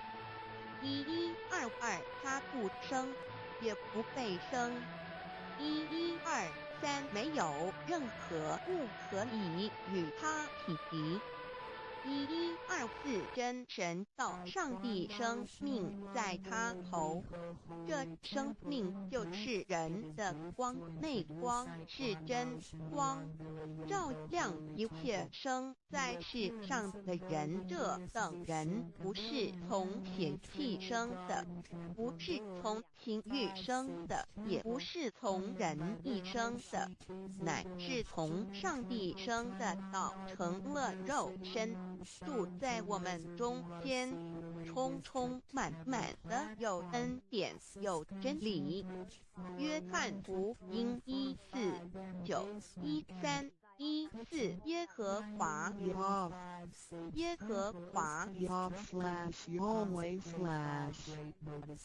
的称呼在原文之意义，乃是自有拥有的他，亦即不生不灭诸天之国与神之国，神为诸天之国之上的主宰，母居里天，在诸天之上为万灵真宰。诸天之国与神之国，宇宙能量，整个宇宙充斥着舞动的能量。除了此舞动的能量，我们的宇宙一无所有。在某个时间点，这些能量分成许多有知觉的能量与无知觉的能量，从而由一分为二，就对立。斯瓦米维达帕若提者着我于家，约翰一书第4章第13节，神将他的灵赐给我们，从此就知道我们是住在他里面，他也住在我们里面。约翰一书3:24，遵守神命令的，就住在神里面，神也住在他里面。我们所以知道神住在我们里面，是因他所赐给我们的圣灵。神的灵住在我们里面，何处？约翰一书与约翰福音在文体上颇相似，因此可能是来自于同一个作者。福音书作者约翰，神上帝老母娘的灵住在我们里面。圣经创世纪提到上帝创造天地万物的情形，创造人时，耶和华神用地上的尘土造人，将生气吹在他的孔里，他就成了有灵的活人。创世纪2:15教产道国家所言正法典唐灵山柳之敬平主人翁真主人真如等等。儒家所言大学之道三人之行天命等等。道家所言古神无独玄牝众妙之门等等。回教所言阿米木亮木米木回回之之地等等。基督教沿十字架用火施洗、窄门等等。对于以上所谈之名词，没有求道的人是无法体悟的。所以说，摸得着根的成佛祖，摸不着根的瞎修行而道，就是万教所要找的根。个根如没有经过佛师尊名师指点，是无法找到的。可见求道的重要。经典印证亦无有正法掩藏，涅盘妙心，实相无相，为妙法门，不立文字，教外别传。二佛在灵山莫远求，灵山只在汝心头，人人有个灵山塔，好像灵山塔下修。正法密传是根在灵山会上，拈花示众，是时众皆默然，唯迦摄尊者或言为笑。世尊曰：无有正法掩藏，涅盘妙心，实相无相，为妙法门，不立文字，教外别传，不主摩诃迦摄。世尊至多子塔前，命摩诃迦摄分作令座，以僧伽梨为之。遂告曰：吾以正法掩藏，逆不于汝当护持。五灯会元卷一七佛释迦牟尼佛著僧伽梨比丘3之一，华译为众句11，又称为大一，由9条至25条制成，是作大法会，或是见国家元首重臣时所穿的。正法密传会能及会祖义。三五度是足以袈裟遮为，不令人见。为说金刚经，至因无所住而生其心，慧能言下大悟一切万法不离自性。遂起祖言和其自性本自心净，和其自性本不生灭，和其自性本自具足，和其自性本无动摇，和其自性能生万法组之物本性。谓慧能曰：不是本心，学法无益。若是自本心，见自本性，即名丈夫天人师佛。 The lamp of the body is the eye. The lamp of the body is the eye. If therefore your eye is good, your whole body will be full of light. 马太福音第6章22，眼睛就是身上的灯。你的眼睛若了亮，全身就光明。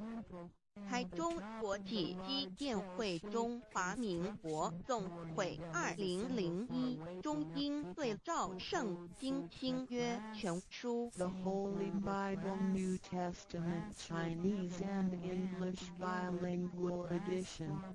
窄门圣经马太福音第7章1、3。 Enter by the narrow gate, for wide is the gate and broad is the way that leads to destruction, and there are many who go in by it. 你们要进窄门，因为引到灭亡。那门是宽的，路是大的，进去的人也多。台中国际机电会中华民国总会2001中英对照圣经新约全书 The Holy Bible New Testament Chinese and English Bilingual Edition. 窄门圣经马太福音第7章14 Because narrow is the gate and difficult is the way which leads to life, and there are few who find it. 因到永生，那门是窄的，路是小的，找到的人也少。台中国际机电会中华民国总会2001中英对照圣经新约全书 The Holy Bible New Testament Chinese and English Bilingual Edition 048L. 国家沿不走正门，进入4生6道，胎生二牛马羊狗之类卵生眼鸡飞禽之类狮生口鱼虾水族之类化生以马以蚊虫之类泥丸公气天神肚脐在世投胎为人认母归根修道目的在离苦的乐为有认母归根，方能超生了死生登圣域贤官，永脱苦海。母字垂武，教皇母慈是这恩师一指点杀身难报重如山恩似海，实际心怀若不受师指点，怎能脱苦？又怎能了生死？不受好灾，上超祖。下应尊全凭师力，各应当报大恩。尊师安排皇母十诫第7诫，五教圣人提出了诚恳的呼吁，一点穆罕默德可兰经文难了死。素拜真师反饶西2点耶稣基督圣经空是玄真义，赞美诗词作高歌3点太上老君道德5000位严禁，素拜公常早归根4点释迦牟尼真空非空法非法，如然自在是个5点孔老夫子求神之化之其旨，定静安律见本源古人云白藕绿叶红莲花。3角原来是一家3大圣人发庆礼，得了跳庙回老家务又本末，是有终始之所先后，则信道矣。信教不爱修道，但不宜只有信教耽误修道，本末倒置，实在可惜。连老母娘的奥妙道，在使逆东坡子问于庄子曰：所谓道，呜呼！在庄子曰：无所不在。东坡子曰：其而后可。庄子曰：在蝼蚁。曰：何其下？也曰：在蹄。百。曰：何其欲？下且曰：在瓦替。曰：何其欲？甚且曰：在使。逆。东坡子不应。庄子曰：不子之问也，故不及直。正或之问于间，是律系也。每下欲况，汝为莫必，无乎陶物。只道若是，大言亦然。周天贤3者，一名同时，其之义也。庄子之类有第22老母娘的心声，13山坡母子离，乃不得已。皇母训子10诫，1诫亦当初天未分混沌，未探妙明明无人，或空空一环，96亿元佛子先天同聚，无忧愁无烦恼，自在安然。先兄弟先天姐妹身来伴随母来随母去不离身边，极乐国任逍遥随意玩耍，成青龙画彩凤无量尊严，无惧寒无惧暑，无数无完无阴阳，无对待至理纯然侠无事任遨游，天天妙境门卷来，或下棋或将琴弹，吃的是仙草点雄将玉一穿的是登云鞋仙衣仙山，老母娘的心声。二论无极为圣域至善宝，静静而因通，万法万类根源，自从那妖子会气数与道为母，我命七国治理坤乾，万发在气数定天始成就，又在指丑会满地是完全清气，升为天寒不至星斗浊气，降名为地湖海山川，至营会天地交日月和照会阴阳和阴晕万类生全，此即是先天妙开辟之本，无极静态及洞荒及坤乾老母娘的心声。三道即理理即道虚灵之妙道生一，一生二，二又生三，一本散万殊哉，自无入有其奥妙，是神天意难尽言。天即成地即立，万物其北东土，无人焉，缺少女男，那时节为母，我无奈之土方舍我有六子七将，凡天履次的开元国东土而下来一次反一次，不肯治，凡无奈何为母，我造下且九三山托红最乐菩萨国南设一个大仙池，其来洗澡，趁机会先一邪收为礼，天众佛自救醒来，不见母面，又不见天一邪，可在哪边？老母娘的心声。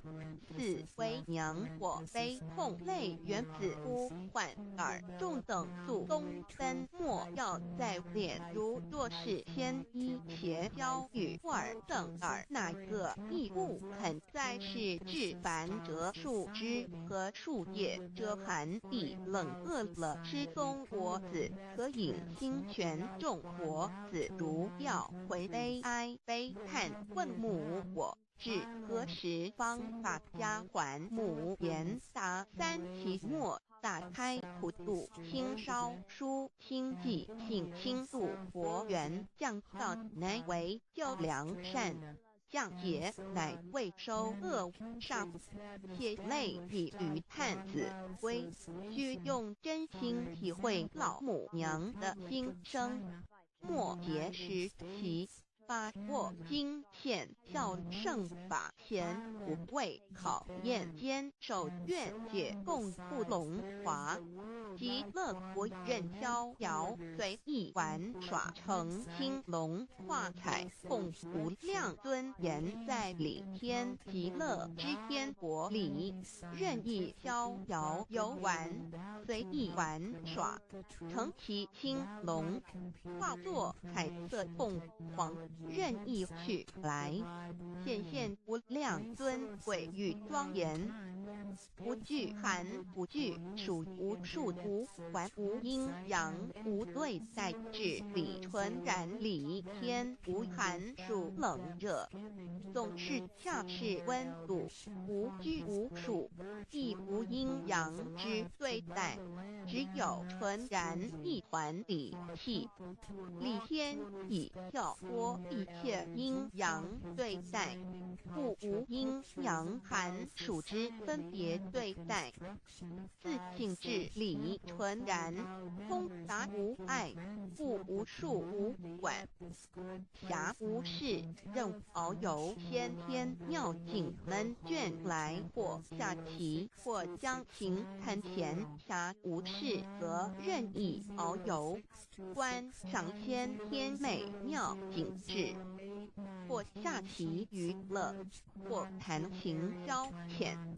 礼天之静无闷倦之事，举凡一切活动，皆随心之所至，意之所乐而为之。吃的是仙桃果琼浆玉液，穿的是穿云鞋仙衣仙衫，吃的是仙桃仙果，喝的是琼浆玉液，穿的是仙衣仙鞋。仙桃果含桃之果实，亦称仙桃。含桃实洲际东海，有山名五所山，上有大桃树，盘曲3000里，曰寒木。武帝内传7月7日，西王母将以仙桃4颗与地，第10折收其核，欲种之。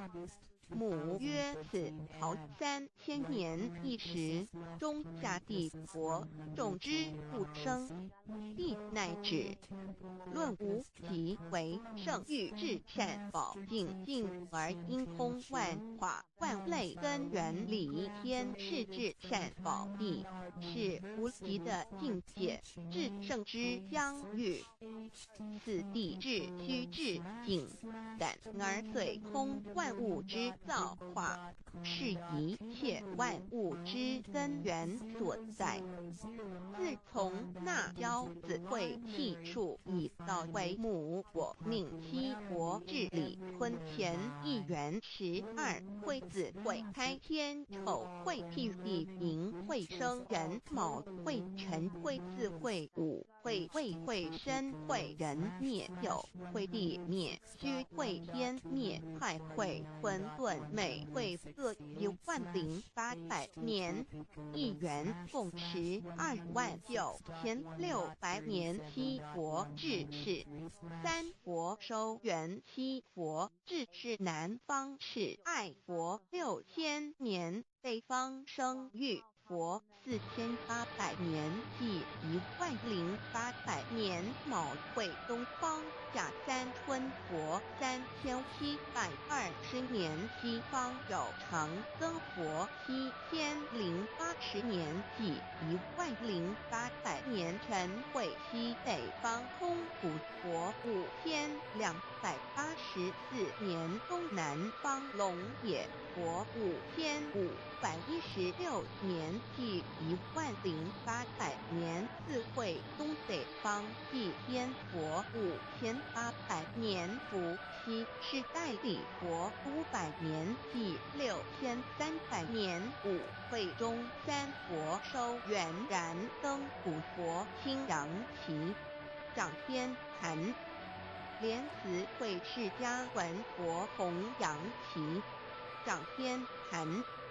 灵山会弥勒古佛白杨旗，掌天坛。龙华会万八在气数足边始成就，又在子丑会满地始完全子会开天10800年，天成就丑会辟地10800年，地完全智慧会数尽，智智圆满。